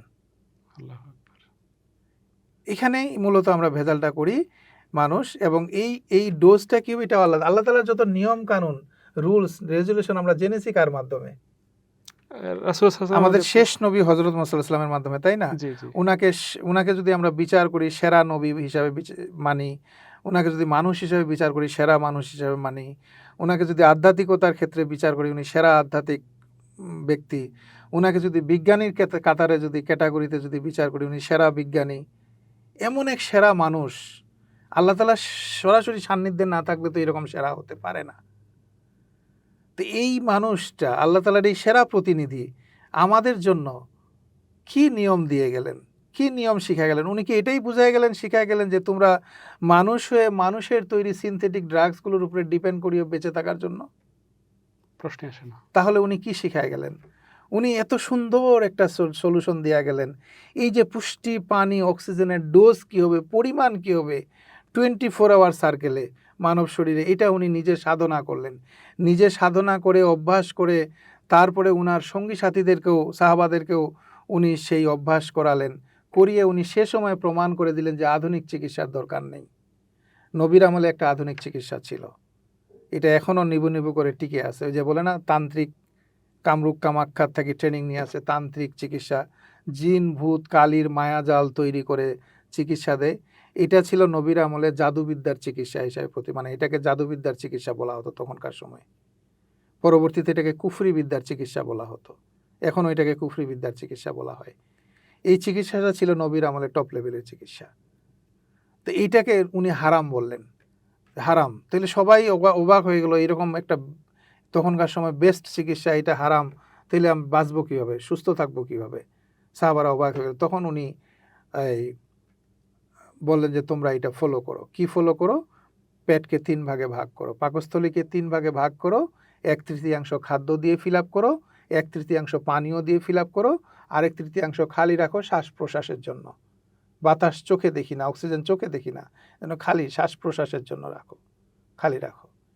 এইটাই হলো 1/3 থিওরি, যে আল্লাহ তাআলা শরীর সৃষ্টি করলেন, শরীরের মধ্যে রোগ দিলেন, ক্ষুধা পিপাসা চিন্তা, 3 রোগের ঔষধ দিলেন, পুষ্টি পানি অক্সিজেন, আর 3 ঔষধের পরিমাণ কি হবে, ডোজ কি হবে, এটা ওনার সেরা প্রতিনিধি দ্বারা প্রতিষ্ঠা করলেন যে সম পরিমাণে ঢুকাতে হবে। এটাই হলো 1/3 থিওরি, আল্লাহ প্রদত্ত শরীরের রুলস। আমি এটাকে বলি সৃষ্টিকর্তা প্রদত্ত, যিনি শরীর সৃষ্টি করছেন তিনি এই রুল সাজাইয়া দিছেন, ওনার সেরা প্রতিনিধি দ্বারা প্রতিষ্ঠা করছেন। সবাই জানে এটা, হিন্দু মুসলিম খ্রিস্টান সবাই জানে, এবং এটা হযরত মুহাম্মদ সাল্লাল্লাহু আলাইহি ওয়াসাল্লামের থিওরি, এটাও সবাই জানে। এখন এই রুলস, এই হলো আল্লাহ প্রদত্ত রুলস, এটাই হলো দেহতত্ত্বের সূত্র। এখন বলুন এই সূত্র কেউ ফলো করে দেখেন? আপনি কাউকে দেখেন আশেপাশে? কেউ আমরা ফলো করি না। মানে আল্লাহ তাআলার যে রুলস নিয়ম সেটা আমরা কেউ মানি না।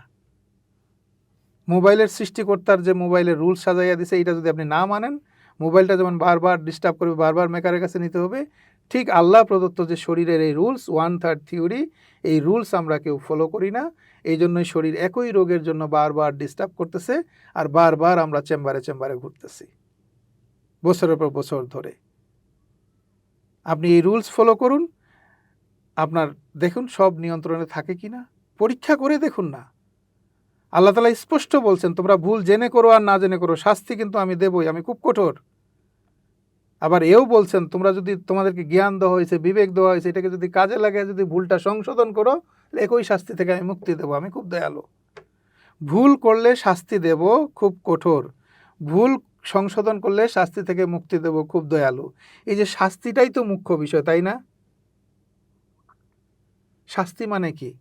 সে আল্লাহর দেওয়া হোক আর মানুষের দেওয়া হোক, দুনিয়াত হোক আর আখিরাত হোক, শাস্তি মানে কি? কষ্ট।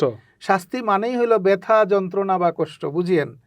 আল্লাহ তাআলা বলতেছেন শাস্তি, ওইটাকে আমরা বলি, সাধারণ মানুষ আমরা বলি ব্যথা যন্ত্রণা কষ্ট। ওই একই জিনিসটাকে চিকিৎসা বিজ্ঞান বলে ডিজিজ, রোগ। একই জিনিস। আল্লাহ যেটাকে কোরআন হাদিসে শাস্তি বলতেছেন, ওইটাকে আমরা বলি ব্যথা যন্ত্রণা কষ্ট। ওই একই জিনিসটাকে চিকিৎসা বিজ্ঞান বলে রোগ। সিমিলার জিনিস। আল্লাহ যে শাস্তিটা দেবেন কোথায় দেবেন? দেহে, শরীরের মধ্যে। আর আপনি যে বলতেছেন আপনার ব্যথা হচ্ছে যন্ত্রণা হচ্ছে, কোথায় হচ্ছে? শরীরের মধ্যে। আপনি তো নতুন বিল্ডিং বানিয়েছেন, বিল্ডিংয়ের ওয়ালে তো নয়, নতুন গাছ লাগিয়েছেন গাছের ডালে তো নয়, শরীরের মধ্যে। আর চিকিৎসা বিজ্ঞান যে বলছে আপনার রোগ হয়েছে, রোগটা কোথায় হয়েছে? শরীরের মধ্যে। রোগের অনুভূতি হয় কি দ্বারা? ব্যথা যন্ত্রণা কষ্ট। রোগ ব্যথা যন্ত্রণা কষ্ট না হলে তো নিজেকে রোগী মনে করি না। শাস্তির অনুভূতি হইলো ব্যথা যন্ত্রণা কষ্ট, রোগের অনুভূতিটাও হইলো ব্যথা যন্ত্রণা কষ্ট। দুটোই অনুভূত হয় শরীরের মধ্যে, জিনিস একই। এটা আমি আমার সাধনার ভাষায় আমি ব্যাখ্যা করলাম। আমি এই যে আমার দীর্ঘ বছর সাধনা করে গবেষণা করে যে রাস্তাটা আমি খুঁজে বের করছি ড্রাগ ছাড়া সুস্থ থাকার, এই রাস্তাটা যে আমি যে ফর্মুলা, যে চিন্তাধারায় যে আমি সাধনা করছি, গবেষণা করছি, সেইটার ভাষায় আমি ব্যাখ্যা করলাম এখন। কিন্তু যদি আমরা বিজ্ঞানের ভাষায় ব্যাখ্যা করি, বিজ্ঞানের ভাষায় যদি আমি ওই লাইনের পড়াশোনা করি নাই, তবুও আমি আমার ওই যে প্রজ্ঞা দিয়ে বিজ্ঞানের যে বিষয়গুলোকে যে আমি যে আমার প্রজ্ঞা দিয়ে আমি যে বিচার করছি, আমার দৃষ্টিকোণ থেকে যে আমি যেভাবে দেখছি, দেখুন ওদের ইয়েটা কীরকম ফর্মুলাটা। সেটা হলো যে প্রাচীন আমলে চিকিৎসা হতো কোথায়? হাড্ডি আর মাংসে, তাই না? হাড্ডি মাংসের চিকিৎসা হতো। তো হাড্ডি মাংসের ক্ষেত্রে এখন আধুনিক চিকিৎসা বিজ্ঞান কি বলতেছে? যে ওজন বেশি হলেও ক্ষতি, কম হলেও ক্ষতি, ব্যালেন্সে রাখতে হবে। তো হাড্ডি মাংসের এই ওজনটা ব্যালেন্সে রাখে কে? আপনি ক্ষুধা রোগের ঔষধ যে পুষ্টি যেটা, এটা যদি আপনি 1/3 মেজারমেন্ট করে ঢুকান, আপনার হাড্ডি মাংস ব্যালেন্সে থাকবে। এখন আধুনিক যুগে চিকিৎসা দিচ্ছে কোথায়? রক্তের মধ্যে, ব্লাডের মধ্যে। চিকিৎসা বিজ্ঞান দেখলো, শরীরের ভিতরে ঢুকে দেখে যে শুধু রক্ত আর রক্ত ভেসে বেড়াচ্ছে। তারপরে রক্তটাকে আরও ভালোভাবে ফোকাস করে দেখলো যে এখানে অসংখ্য কণা ভেসে বেড়াচ্ছে। কি ভেসে বেড়াচ্ছে? এখনও তো অনেক কিছু অজানাই রয়ে গেছে। যেটুকু আবিষ্কার করছে এটুকুতে তারা ধরলো, এক একটা করে কণা ধরে, আর এটার নাম দিল কোলেস্ট্রল, এটা ফ্যাট, এটা মিনারেলস, এটা ভিটামিন, এটা সুগার, এটা উমুক তুমুক, নানান নাম দিল তারা। এক একটা করে কণা ধরলো। তারা আরও গবেষণা করে দেখলো, গভীর পর্যবেক্ষণ করে দেখলো যে এইগুলো যদি কখনো বেড়ে যায় রক্তের মধ্যে তাও ক্ষতি, কমে গেলেও ক্ষতি, একটা নির্দিষ্ট ব্যালেন্সের মধ্যে থাকতে হবে। এই যে ব্লাডের লেভেল, সুগার বেড়ে গেলেও ক্ষতি, কমে গেলেও ক্ষতি, ব্যালেন্সে রাখতে হবে। কোলেস্ট্রল, প্রেশার যেগুলোই আবিষ্কার করেছে, বেড়ে গেলেও ক্ষতি, কমে গেলেও ক্ষতি, ব্যালেন্সে থাকতে হবে। এখন এই যে ব্লাডের লেভেলটাকে ব্যালেন্সে রাখে কে? আপনি পানিটা 1/3 মেজারমেন্ট করে ঢুকান, আপনার ব্লাডের লেভেল ব্যালেন্সে থাকবে। একেবারে সোজা হিসাবে, এটা ইউনিভার্সাল ট্রুথ দেহতত্ত্বের ক্ষেত্রে। আপনার সুগার বেড়ে গেছে, কোলেস্ট্রল বেড়ে গেছে, আপনি পানির সমন্বয় করুন, দেখুন আপনার এগুলো ব্যালেন্স হয় কি না। তরকারি নামানোর সময় আমরা লবণ টেস্ট করি না? খুব কড়া হয়ে গেছে লবণ, তরকারিটা খাওয়া যাবে না, আমরা কি ফেলে দিই? কি করি? একটু পানি জড়া দিলে, জাল দিলে ব্যালেন্স হয় না? চাটা খাচ্ছেন, খুব কড়া মিষ্টি হয়ে গেছে, মিষ্টি ব্যালেন্স করবেন কীভাবে? একটু গরম পানি জড়া দিলেই ব্যালেন্স হয়ে যাবে। আমার মা গরুর থেকে দুধ বের করতো যখন ছোটোবেলায় দেখতাম, তো 1 লিটার দুধ আমাদের জন্য যখন গরম করতো 1 পোয়া পানি জড়া দিত। তা আমার চোখে যেদিন পড়তো সেদিন আমি একটু রাগ করতাম যে কেন তুমি পানি জড়াতো, শটটা মজা লাগে, মোটা হয়ে পড়ে না, দুধটা মিষ্টি করে না, পানসা লাগে, তুমি পানি কেন জড়াতো? অতিরিক্ত দুধটা বিক্রি করা হতো, তো ওই অতিরিক্ত দুধ তো অনেক আছে, তুমি বাড়াই দিলে বাড়াই দাও না, তুমি পানি জড়া দাও কেন বলতাম। তো উনি বলে যে না, পানি জড়া দিতে হয়, পানি জড়া দিয়ে জাল দিতে হয়, এতটুকুই শুধু উনি জানতেন। কিন্তু কেন দিতে হয় এটা আমরা এখন বুঝি। ওই দুধের মধ্যে যে সরটা আছে না, চর্বিটা, এটা ডাইরেক্ট গরম করে খেলে প্রাপ্তবয়স্কদের জন্য কোলেস্টেরলের লেভেল বাড়ায় দেয়, দ্রুত কোলেস্টেরলের লেভেল বেড়ে যায়। কিন্তু ওই 1 লিটার পানির মধ্যে 1 পোয়া পানি জড়া দিয়ে জাল দিলে ওই কোলেস্টেরলের লেভেলটা ব্যালেন্স হয়ে যায়, ওইটা প্রাপ্তবয়স্ক খেলে কোলেস্টেরল লেভেল আর বাড়বে না।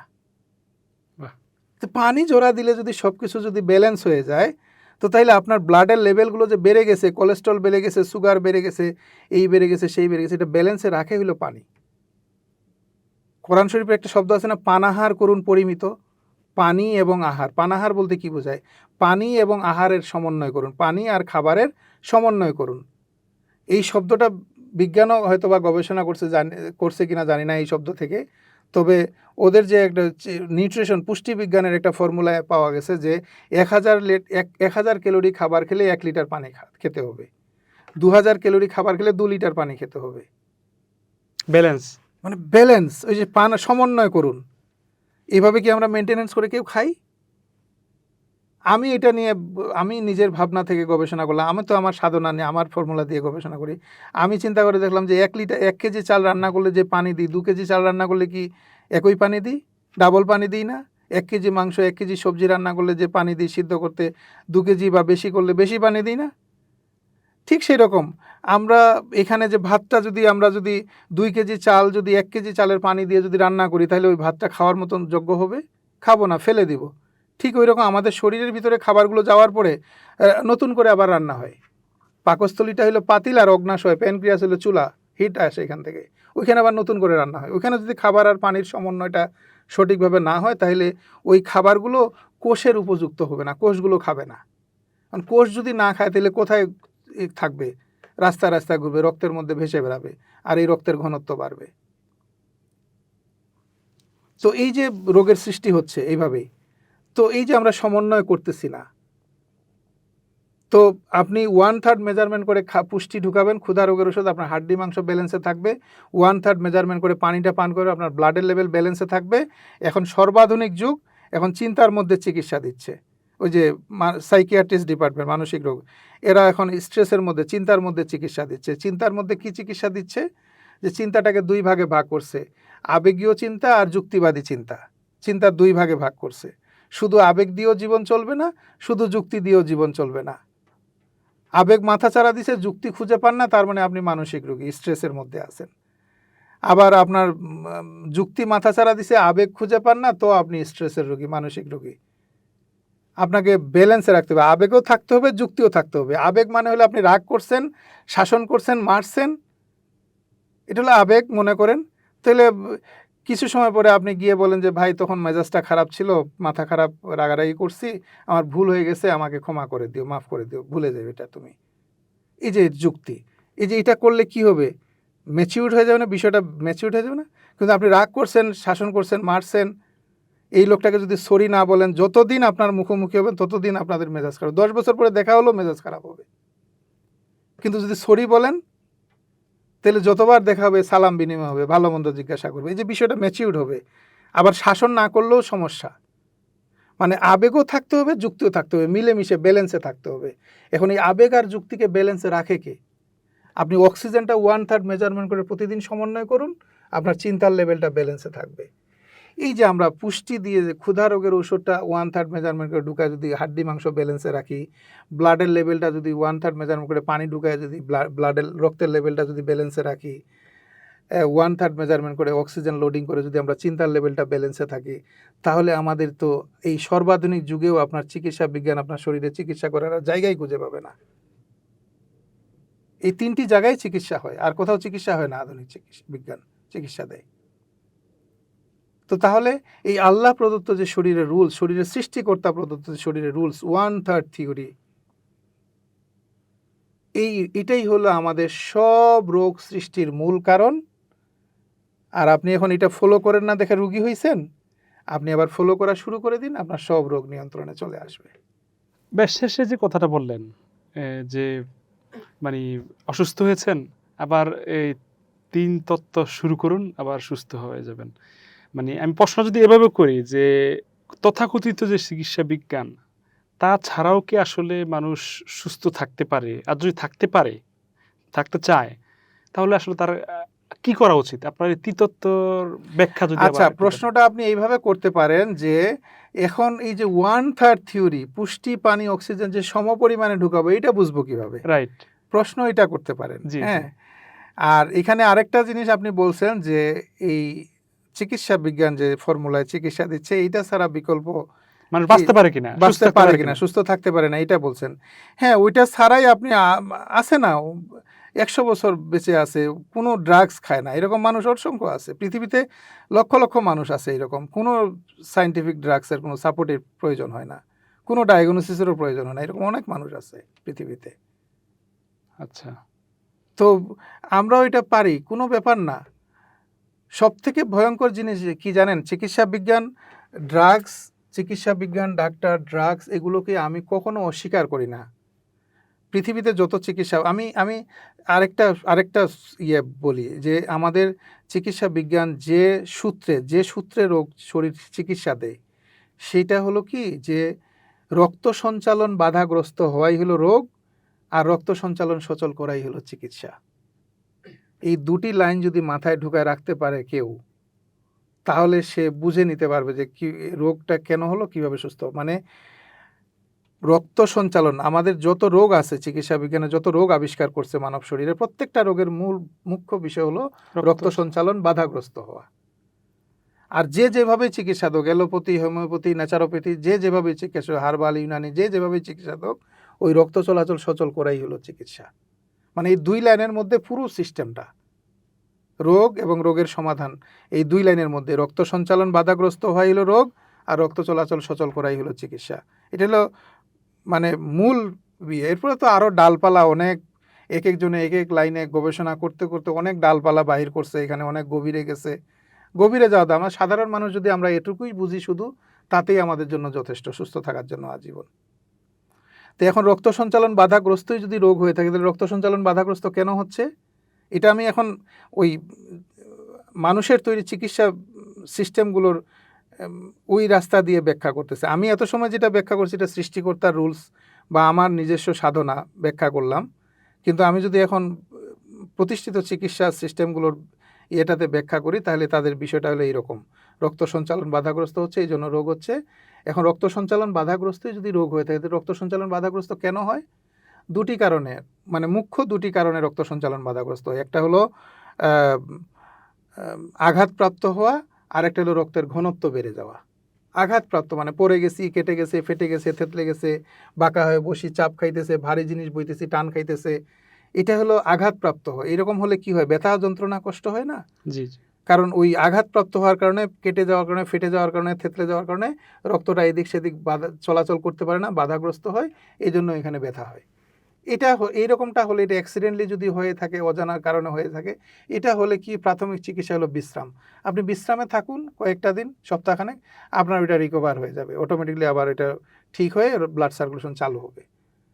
বিশ্রাম। যদি আপনি দ্রুত সুস্থ হতে চান, আপনি চিকিৎসা নিতে পারেন। পৃথিবীতে সব চিকিৎসাই কাজ করে এমার্জেন্সি রিকভারের জন্য। মানে এই চিকিৎসাগুলো হলো এমার্জেন্সি রিকভারিংয়ের জন্য। এটা আমি একটু পরে বলতেছি, আগে এটা বলি। তো এখন রক্ত সঞ্চালন বাধাগ্রস্ত, এটা হলো আঘাতপ্রাপ্ত হওয়ার কারণে রক্ত সঞ্চালন বাধাগ্রস্ত হচ্ছে। আরেকটা যেটা যেটা মানে মূলত আমরা যেটা অন্ধের মতন আছি, মূলত যেটা আমাদেরকে অন্ধের মতন রেখে যেটা চিকিৎসা দিয়ে যে বিজনেস করতেছে যে জায়গাটা, সেটা হলো যে রক্তের ঘনত্ব বেড়ে যাওয়া। এটা হলো মূল ফ্যাক্ট। রক্তের ঘনত্ব বলতে কি বোঝায়? এই যে বলে না সুগার বেড়ে গেছে, আমরা যে রোগী হই রক্ত পরীক্ষা করে না, পরীক্ষা করে, কিডনি রোগী হলেও রক্ত পরীক্ষা করে, হার্টের রোগ হলেও রক্ত পরীক্ষা করে, ব্রেনের রোগ হলেও, যে কোনো রোগ হোক না, যে অর্গানেই সমস্যা হোক না কেন, প্রথমে কি পরীক্ষা করতেছে? ব্লাডটা নিয়ে পরীক্ষা করতেছে। কি পরীক্ষা করতেছে? রক্তটা কি বেশি ঘন হয়ে গেছে না বেশি পাতলা হয়ে গেছে না ঠিকঠাক আছে, জাস্ট এটা পরীক্ষা করে। বেড়ে গেছে মানে কি, যেমন ধরেন ঘনত্ব বলতে কি, যেমন সুগার বেড়ে গেছে, ডায়াবেটিক্সের রোগী বলে সুগার বেড়ে গেছে। সুগার বেড়ে গেছে মানে কি, সুগার দ্বারা রক্তের ঘনত্ব বাড়ছে। এরপরে ধরেন কোলেস্ট্রল বেড়ে গেছে, কোলেস্ট্রল বেড়ে গেছে মানে কোলেস্ট্রল দ্বারা রক্তের ঘনত্ব বাড়ছে। ইউরিক অ্যাসিড বেড়ে গেছে, ইউরিক অ্যাসিড দ্বারা রক্তের ঘনত্ব বাড়ছে। টিজি বেড়ে গেছে মানে টিজি দ্বারা রক্তের ঘনত্ব বেড়েছে। ক্রিয়েটিনিন বেড়ে গেছে মানে ওইটা দ্বারা রক্তের ঘনত্ব বাড়ছে। মানে কারো একটা দ্বারা ঘন হয়ে গেছে, কারো 5টা দ্বারা ঘন হয়ে গেছে। এখন আমাদের যে চিকন নালীগুলো আছে, মোটা নালী তো অল্প কিছু আছে, কিন্তু চিকন নালীগুলোই সব থেকে বেশি। এখন এই নালীগুলোতে রক্তটা যদি পাতলা থাকে, যেভাবে চলাচল করবে, ঘন থাকলে কীভাবে চলাচল করবে? বছরের পর বছর রক্ত যখন ঘন হয়ে যায়, তখন কী হয়? ওই রক্ত নালীর মধ্যে মেডিকেল চিকিৎসা বিজ্ঞানের ভাষা বলে যে প্লাক জমে গেছে, জমে গিয়ে রাস্তা সংকুচিত হয়ে গেছে, এই রক্ত চলাচল বাধাগ্রস্ত হয়ে কষ্ট, ব্যথা, যন্ত্রণা শুরু হচ্ছে। তো প্লাক জমে রক্তনালী বন্ধ হতে তো 20 বছর, কারো 30 বছর, কারো 40 বছর লাগে। মূলত আগে রক্তটা ঘন হয়, ঘন না হলে প্লাক জমতো না। সুগার বেড়ে যাওয়া, এইগুলো বেড়ে যাওয়াটা আসলে রোগ নয়, রোগের সিমটম, রোগের উপসর্গ। এইরকম যদি রক্তের ঘনত্ব বেড়ে যায়, তাহলে কিভাবে রোগ হয়? যে সুগার বেড়ে গেলে কি কোনো তো সমস্যা হয় না, সুগার বেড়ে গেলে কি কোনো কষ্ট ফিল হয়? বুঝে? কিছু বুঝে না। সে কখনো মেশিন দিয়ে পরীক্ষা না করলে বুঝতেই পারবে না যে বেড়ে গেছে। কিন্তু রোগ হবে 20 বছর পরে 30 বছর পরে রোগ হবে। কি রোগ হবে? এই 20 বছর ধরে যদি আপনার সুগার দ্বারা রক্তের ঘনত্ব বেশি থাকে, তাহলে কি হবে? কিডনি নষ্ট হবে, হাড্ডিগুলো ক্ষয় হয়ে বেড়ে যাবে, মাসুলগুলো ঝুলে যাবে, তাড়াতাড়ি চোখের জ্যোতি কমে যাবে, ব্রেইন স্ট্রোক হতে পারে। এই যে অর্গানগুলো নষ্ট হবে। কিভাবে অর্গানগুলো নষ্ট হবে? শরীরে যতগুলো অর্গান আছে, যতগুলো এরিয়া আছে, প্রত্যেকটা এরিয়ার মধ্যে প্রধান নালী আছে কয়েকটা। যেমন বাংলাদেশটাই ধরেন, কিডনির সাথে বাংলাদেশটাকে তুলনা করেন। বাংলাদেশে বিশ্ব রোড আছে কয়েকটা, কিন্তু অলি গলি ছোট খাটো চিকন রাস্তা কতগুলো আছে? অনেক হিসাব ছাড়া অসংখ্য। তো এখন ওই প্রধান বিশ্ব রোডগুলো দিয়ে যে কোনো রকম করে ধাক্কায় ধাক্কায় গাড়ি ঘোড়া চলতেছে, বেঁচে আছে দেশটা। কিন্তু এই বিশ্ব রোডের গাড়িগুলো যদি চিকন একটা রাস্তা দিয়ে যদি যাইতে বলা হয় তো যাইতে পারবে? ঠিক এরকম আমাদের ওই কিডনির প্রধান নালীগুলোতে কোনো রকম করে ব্লাড সার্কুলেশন চলতেছে, এই জন্য হয়তোবা আমরা বেঁচে আছি কিছুদিন। কিন্তু ওই যে চিকন নালীগুলো, গ্রামে গঞ্জে যে টিস্যুর মতন চিকন নালীগুলো গেছে, ওই নালীগুলোতে ব্লাড সার্কুলেশন হবে না সুগার বাড়তি থাকার, রক্ত ঘন হওয়ার কারণে। এখন ওই নালীগুলোতে, যে নালীগুলোতে ব্লাড সার্কুলেশন হবে না, ওই নালীগুলোর ওই এরিয়াগুলোতে যে কোষ আছে, মাসুল আছে, নার্ভ আছে, ওগুলো আস্তে আস্তে নষ্ট হবে। ফাইনালি কোষগুলো নষ্ট হবে। কোষগুলো যত নষ্ট হতে থাকে, নষ্ট হতে থাকবে এরকম যখন 40% 50% কোষ নষ্ট হবে, তখন আপনার কষ্ট যন্ত্রণা শুরু হবে। পরীক্ষা করে দেখবেন যে আপনার কিডনি 50% নষ্ট হয়ে গেছে। কেন নষ্ট হলো? সুগার বাড়তি ছিল, রক্তের ঘনত্ব বাড়তেছে, ঘন হয়ে গেছিল। এই যে এইভাবে প্রত্যেকটা অর্গানের ক্ষেত্রে এইভাবেই রক্ত ঘন হয়ে গেলে এইভাবে আমাদের অর্গানগুলো নষ্ট হয়ে আমরা রোগী হচ্ছি। তো এখন এই যে রক্তটা ঘন হওয়াটাই যদি মুখ্য বিষয় হয়ে থাকে, রক্ত ঘন হলো কেন? কেন রক্তটা ঘন হলো? ওই যে 1/3 থিওরি, আল্লাহ প্রদত্ত যে শরীরের রুলস, সেই রুলস আমরা কেউ ফলো করি না। মানে বাতাসের জায়গাটা আর পানির জায়গাটা আমরা খাবার দিয়ে ফিল আপ করতেছি, গলা ভর্তি করে খাবার খাচ্ছি প্রতিদিন, প্রতিনিয়ত, প্রতি বেলায় আমরা গলা ভর্তি করে খাচ্ছি। এখন এই যে প্রয়োজন, আপনার শরীরের যে 1/3 থিওরি, মানে 1/ভাগ, পাকস্থলীর 1/ভাগ যে খাবারটা ঢুকবে, ওই খাবারটা আমাদের হজম হয়ে কোষের ভিতরে জায়গা পাবে, কোষের ভিতরে ঢুকতে পারবে। এই বাতাসের জায়গা আর পানির জায়গা যে খাবার দিয়ে ফিল আপ করতেছি, এই খাবারগুলো কোষের ভিতরে ঢুকতে পারবে না। মানে ওইটাই কোষে ফিল আপ হয়ে যাবে, ওই 1/ভাগ খাবারে কোষ ফিল আপ হয়ে যাবে। তো তখন বাকি খাবারগুলো কোষের ভিতরে আর ঢুকতে পারবে না, জায়গা নেই। তখন এরা তো এটা দরকারও নাই, অপ্রয়োজনীয়। এখন অপ্রয়োজনীয় খাবারগুলো কোষের ভিতরে ঢুকতে পারবে না, জায়গা নেই। এখন এগুলো কি করবে? এই রক্তের মধ্যে ভেসে বেড়াবে, রাস্তায় রাস্তায় ঘুরে বেড়াবে। আচ্ছা, এই রক্তের মধ্যে ভেসে বেড়াবে, রক্তের মধ্যে ঘুরে বেড়াবে, আর রক্তের ঘনত্ব বাড়তে থাকবে। এটা একটা রক্তের ঘনত্ব বাড়ায়। আরেকটা জিনিস রক্তের ঘনত্ব বাড়ায়, যেগুলো মৃত খাবার, যেগুলো dead food, fast food, junk food, এই যে খাবারগুলো, এগুলো হলো মৃত, এগুলোর মধ্যে কোনো প্রাণ নেই। এই খাবারগুলো কোনো কোষের ভিতরে ঢুকতে পারে না। অপদার্থ জিনিস, কাউকে আপনি ঘরের ভিতরে জায়গা দিবেন, এই অপদার্থ খাবার, এগুলো কোষের ভিতরে কোষ জায়গা দেয় না। কোনো সময় তো জোর জার করে ঢুকলে ওই কোষের ভিতরে ডাস্টবিন আছে, ও ডাস্টবিনে চলে যায়। কিন্তু কোষের ভিতরে ঢুকে কোষের কোনো উপকার করে না। আর কোষ এদেরকে সহজে ঢুকতে দেয় না। যখন ঢুকতে না পারে তখন রক্তের মধ্যে ভাসতে থাকে। এই যে রক্তের ঘনত্ব বাড়ে। তো এই যে রক্তের ঘনত্বটা আমাদের শরীরে এইভাবেই বাড়তেছে। আমি আরও একটু এটা মজা করে বলি। কীভাবে বলি জানেন? যে আমরা আমাদের এই যে শরীরে যত রোগ হয়, বিশেষ করে এই যে রক্তের যে ঘনত্ব বেড়ে গিয়ে যে রোগগুলো হয়, এগুলো কিন্তু আমাদের 40-50 না হওয়া পর্যন্ত কিন্তু আমরা এই রোগগুলো আমাদেরকে কষ্ট দেয় না, ফিল করি না। তার মানে আমি বলি কি, যে এই যে 50 বছর বয়স পর্যন্ত যে রোগগুলো আমি যে শরীরের ভিতরে বাসা বাঁধলো, তৈরি হইলো, এগুলো কি করি জানেন? আমরা যারা মধ্যবিত্ত আছি, এটা মধ্যবিত্তদের ক্ষেত্রে এবং উচ্চবিত্তদের ক্ষেত্রে আরও বেশি খরচ, কিন্তু গরিবদের ক্ষেত্রে এই হিসাব খাটে না। মানে মধ্যবিত্তরা কি করি, এটা প্রয়োজনের অতিরিক্ত গড়ে 20 লক্ষ টাকা জনপ্রতি হিসাব, এটা প্রয়োজনের অতিরিক্ত গড়ে 20 লক্ষ টাকা খরচ করে আমরা রোগগুলো তৈরি করি, আদর যত্ন করে ভালোবেসে প্রয়োজনের অতিরিক্ত 20 লক্ষ টাকা খরচ করে আমরা 50 বছর বয়স পর্যন্ত রোগগুলো তৈরি করি। আবার এই 50 বছর বয়স থেকে মৃত্যু পর্যন্ত ওই একই রোগ থেকে আবার আরাম পাওয়ার জন্য, মুক্ত হওয়ার জন্য নয়, আরাম পাওয়ার জন্য আরও 20 লক্ষ টাকা খরচ করার জন্য তৈরি করে রাখি। উচ্চবিত্তদের ক্ষেত্রে 1 কোটি টাকা খরচ করে রোগ তৈরি করি 50 বছর বয়স পর্যন্ত, আবার ওই একই রোগ থেকে আরাম পাওয়ার জন্য আরও 1 কোটি টাকা ব্যয় করি। মানে একটু সারাংশ করা যায় কিনা, বলা যায় কিনা? কিন্তু এটা গরিবদের ক্ষেত্রে খাটে না, কারণ গরিবদের ক্ষেত্রে এই সমস্যাটা আসে না, এই হিসাবটা আসে না। এটার বুঝেন না? এটার বিষয়টা হলো এরকম, খেয়াল করে দেখুন। আমরা খাবারটা ভেজাল উল্টাপাল্টা করে খাই, 1/3 মেজারমেন্ট করে খাই, আর ওই 3 ভাগ ফিল আপ করেই খাই। খাবারটাই তো শুধু টাকা দিয়ে কিনে খাই, তাই না? আর পানি আর বাতাসটা তো এখন পর্যন্ত বিনে পয়সায় আছে, তাই না? এখন এই পানি, যেমন খাবারটা 1/3 মেজারমেন্ট করে যেটুকু খাই, এইটুকু খেতে যদি আমাদের দৈনিক যদি 100 টাকা খরচ হয়, এটুকু আমার শরীরের উপকারে লাগবে, কাজে লাগবে। শরীর ব্যবস্থাপনা, মেনটেনেন্স, পরিচালনা, সুস্থ রাখা এইটুকুতে কাজে লাগবে, দরকার এতটুকুই। কিন্তু এর বেশি যেটা খাচ্ছি, পানির জায়গায় বাতাসের জায়গায় যে খাবার দিয়ে ফিল আপ করে দিচ্ছি, গলা ভর্তি করে খাচ্ছি, তো এই যে বাকি 2 ভাগ অতিরিক্ত এক্সট্রা খাবার খাইলাম, তে আমি অতিরিক্ত কয়শো টাকার খাবার অতিরিক্ত খাইলাম? 200 টাকার। 200 টাকার। 1 ভাগ খাবার খেতে যদি আমার 100 টাকা খরচ হয়, তো বাকি পানির জায়গায় বাতাসের জায়গায় খাবার দিয়ে ফিল আপ করলে অতিরিক্ত আমার 200 টাকা খরচ হবে না? অবশ্যই।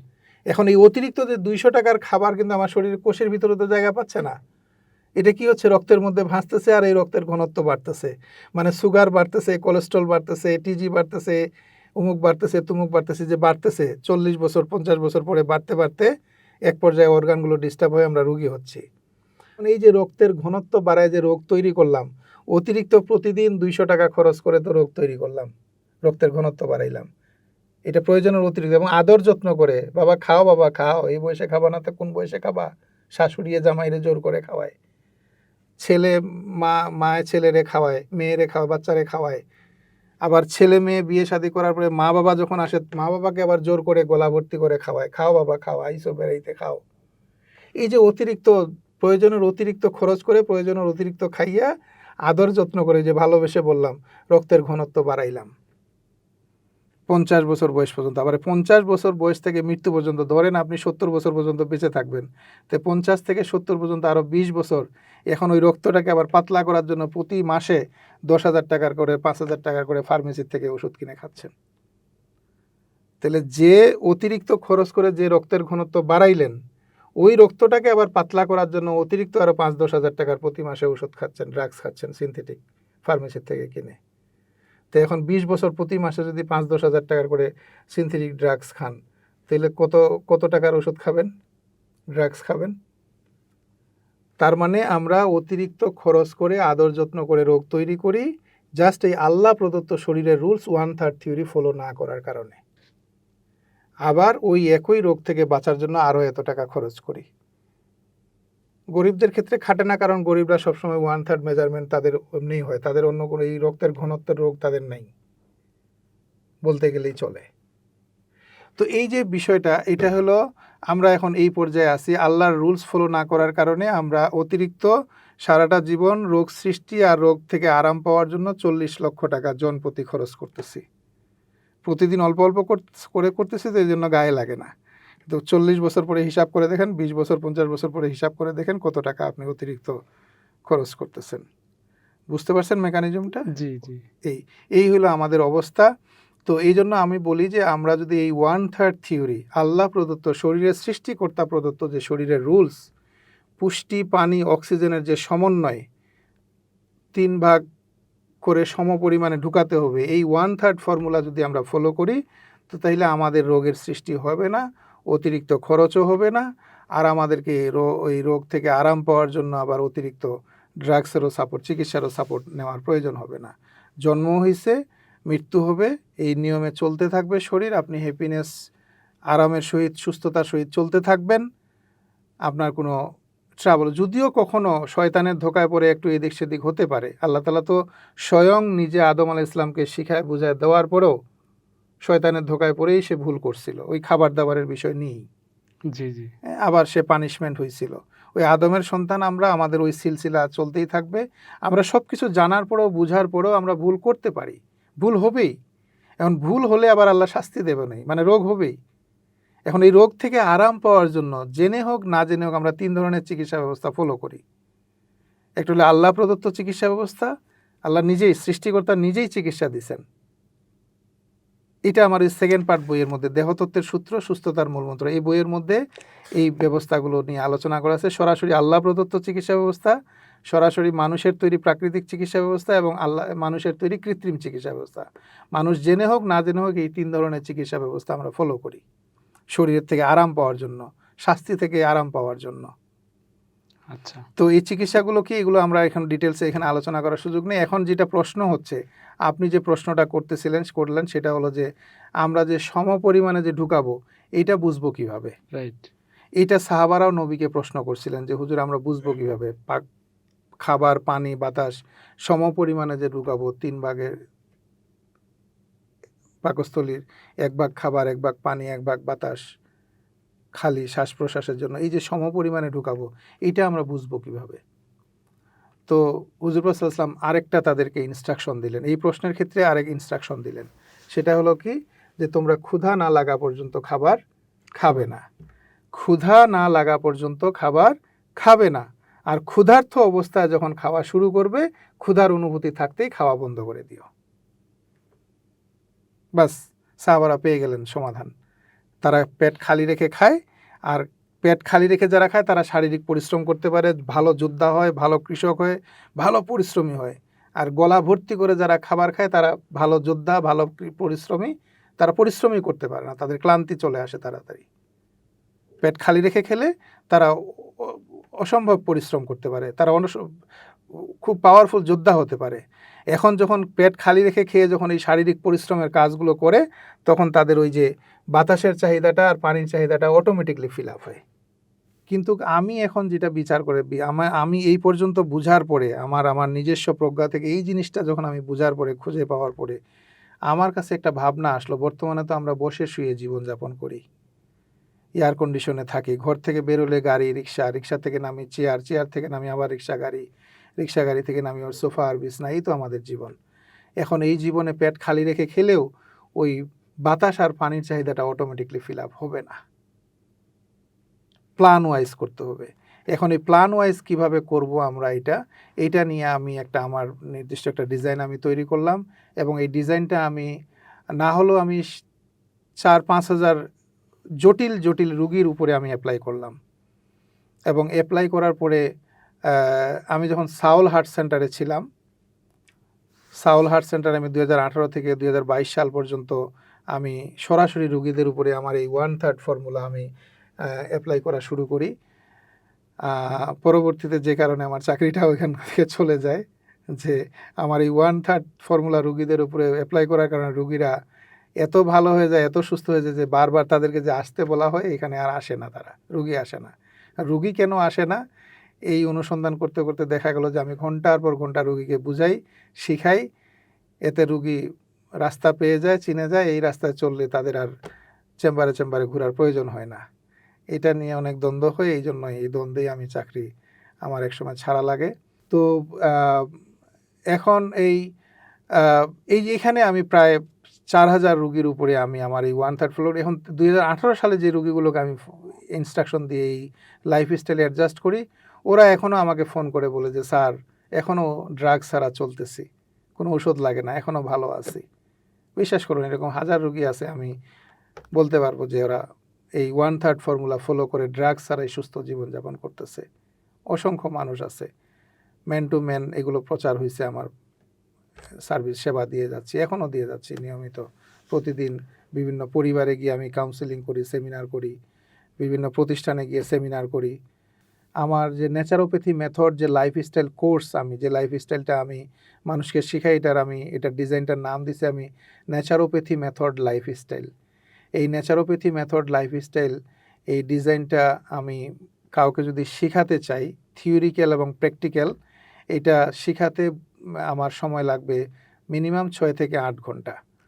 এটা আমার সাথে যদি সারাদিন ব্যাপী কেউ থাকে, আমি তাদেরকে অভিজ্ঞ এই 1/3 ফর্মুলা, এই আল্লাহ প্রদত্ত এই শরীরের রুলসের উপরে আমি বিশেষজ্ঞ করে দিতে পারবো, এবং সে নিজের জন্য হোক এবং নিজের পরিবারের জন্য হোক, অন্তত নিজের পরিবারের ব্যবস্থাপনাটা সে নিজে নিজে করতে পারবে সুস্থ থাকার জন্য। আচ্ছা ভাই, এতক্ষণ যে আপনার যে মূল্যবান কথাগুলো শুনলাম, বা 3 তত্ত্ব, এটার ব্যাখ্যাও দিয়েছেন, কিন্তু বাস্তবিকভাবে মানুষ এটা কিভাবে কাজে লাগাতে পারে বলে আপনার যে গবেষণার কথা বললেন, সেটা কিভাবে মানুষ কাজে লাগাবে?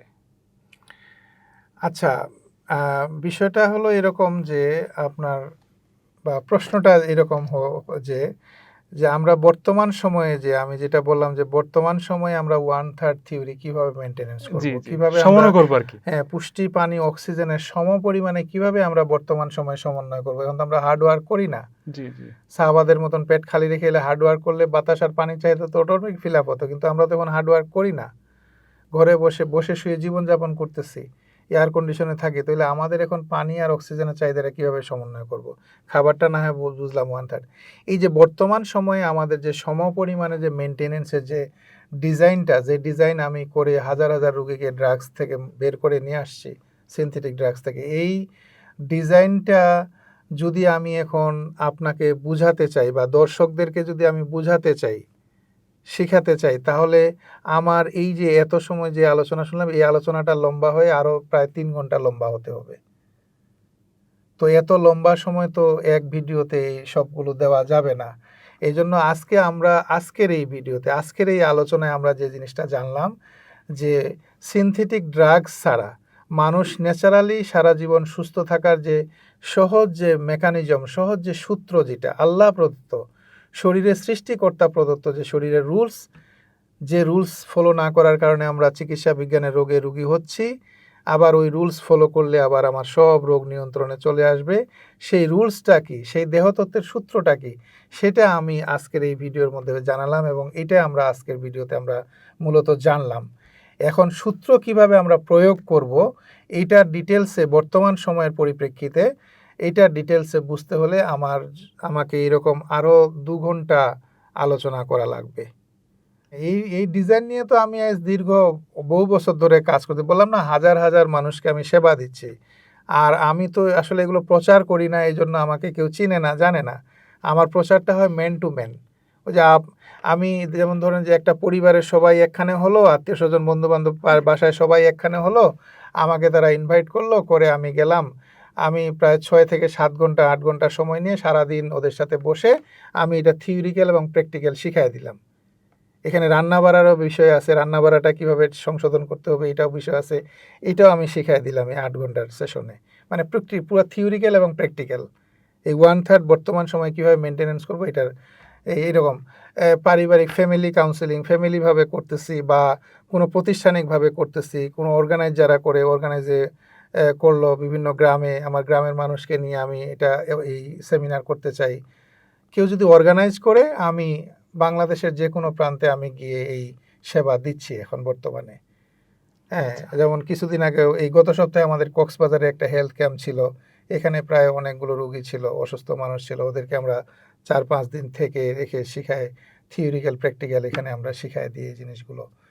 বা কয়েকটা প্রতিষ্ঠান আছে, যেমন মাতৃভূমি হার্ট কেয়ার লিমিটেড বর্তমানে পল্টনে, এখানে আমার প্রতি সপ্তাহে শনিবারে আমার সেমিনার হয়। এটা আমি থিওরিক্যাল প্র্যাকটিক্যাল প্রায় 3 ঘন্টা আলোচনা করি। 3 ঘন্টায় আমি এখানে সংক্ষেপে এই 1/3 মেজারমেন্ট কীভাবে মেনটেন্স করে রুগীদেরকে আমি শিখাই দিই, বুঝাই দিই।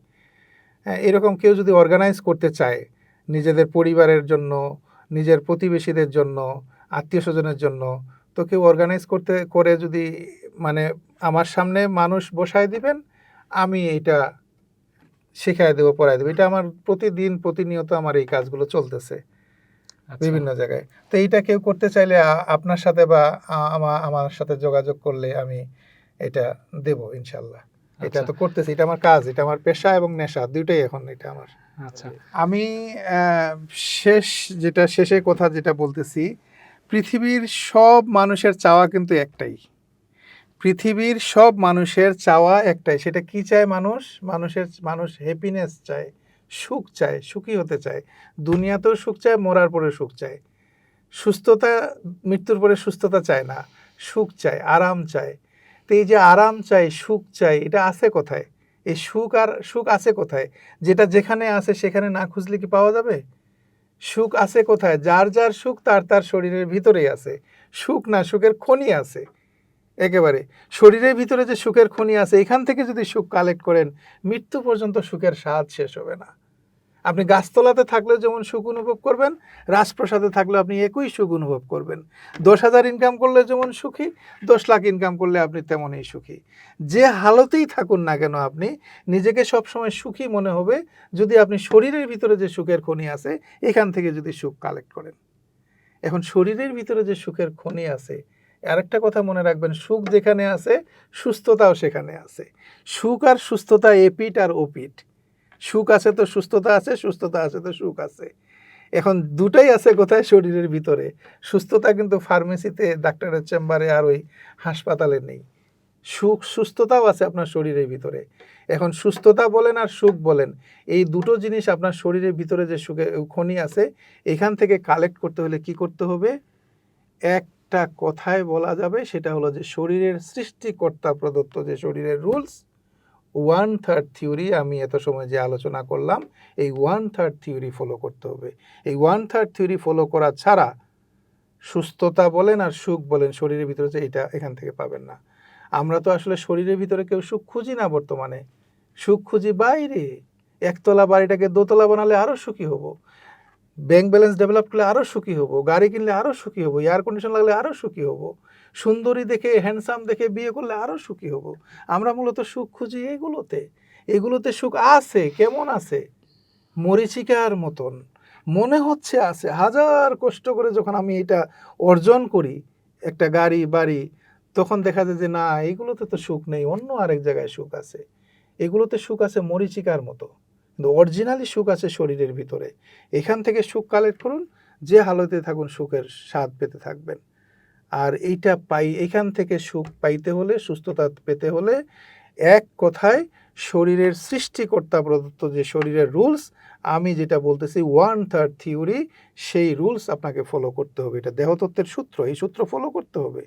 সূত্র ফলো না করলে, যেমন অঙ্ক শত শত পৃষ্ঠা লেখলেও যেমন অঙ্কের সমাধান হবে না, ঠিক সুখের সন্ধান বা সুস্থতার সন্ধান আপনি সূত্র ফলো না করলে শরীরের কাছ থেকে আশা করতে পারবেন না। দেখুন, একটা জিনিস সবাই শুধু খাবার নিয়ে বলে, খাবার না, পানি এবং বাতাস। খাবারটা শুধু টাকা, পানি এবং বাতাসটা এখনও বিনে পয়সা পাওয়া যায়। এই বিনে পয়সার ঔষধ দিয়ে আপনি আপনার 70% রোগের সুস্থতা আপনি নিশ্চিত করতে পারবেন শুধু পানি আর বাতাস দ্বারা, আর বাকি 30% আপনার ওই খাবার দ্বারা। তো শুধু খাবার নিয়ে মেনটেনেন্স করলে হবে না, খাবার এবং পানি এবং বাতাস তিনোটাই সমপরিমাণে শরীরের সাথে সমন্বয় করতে হবে।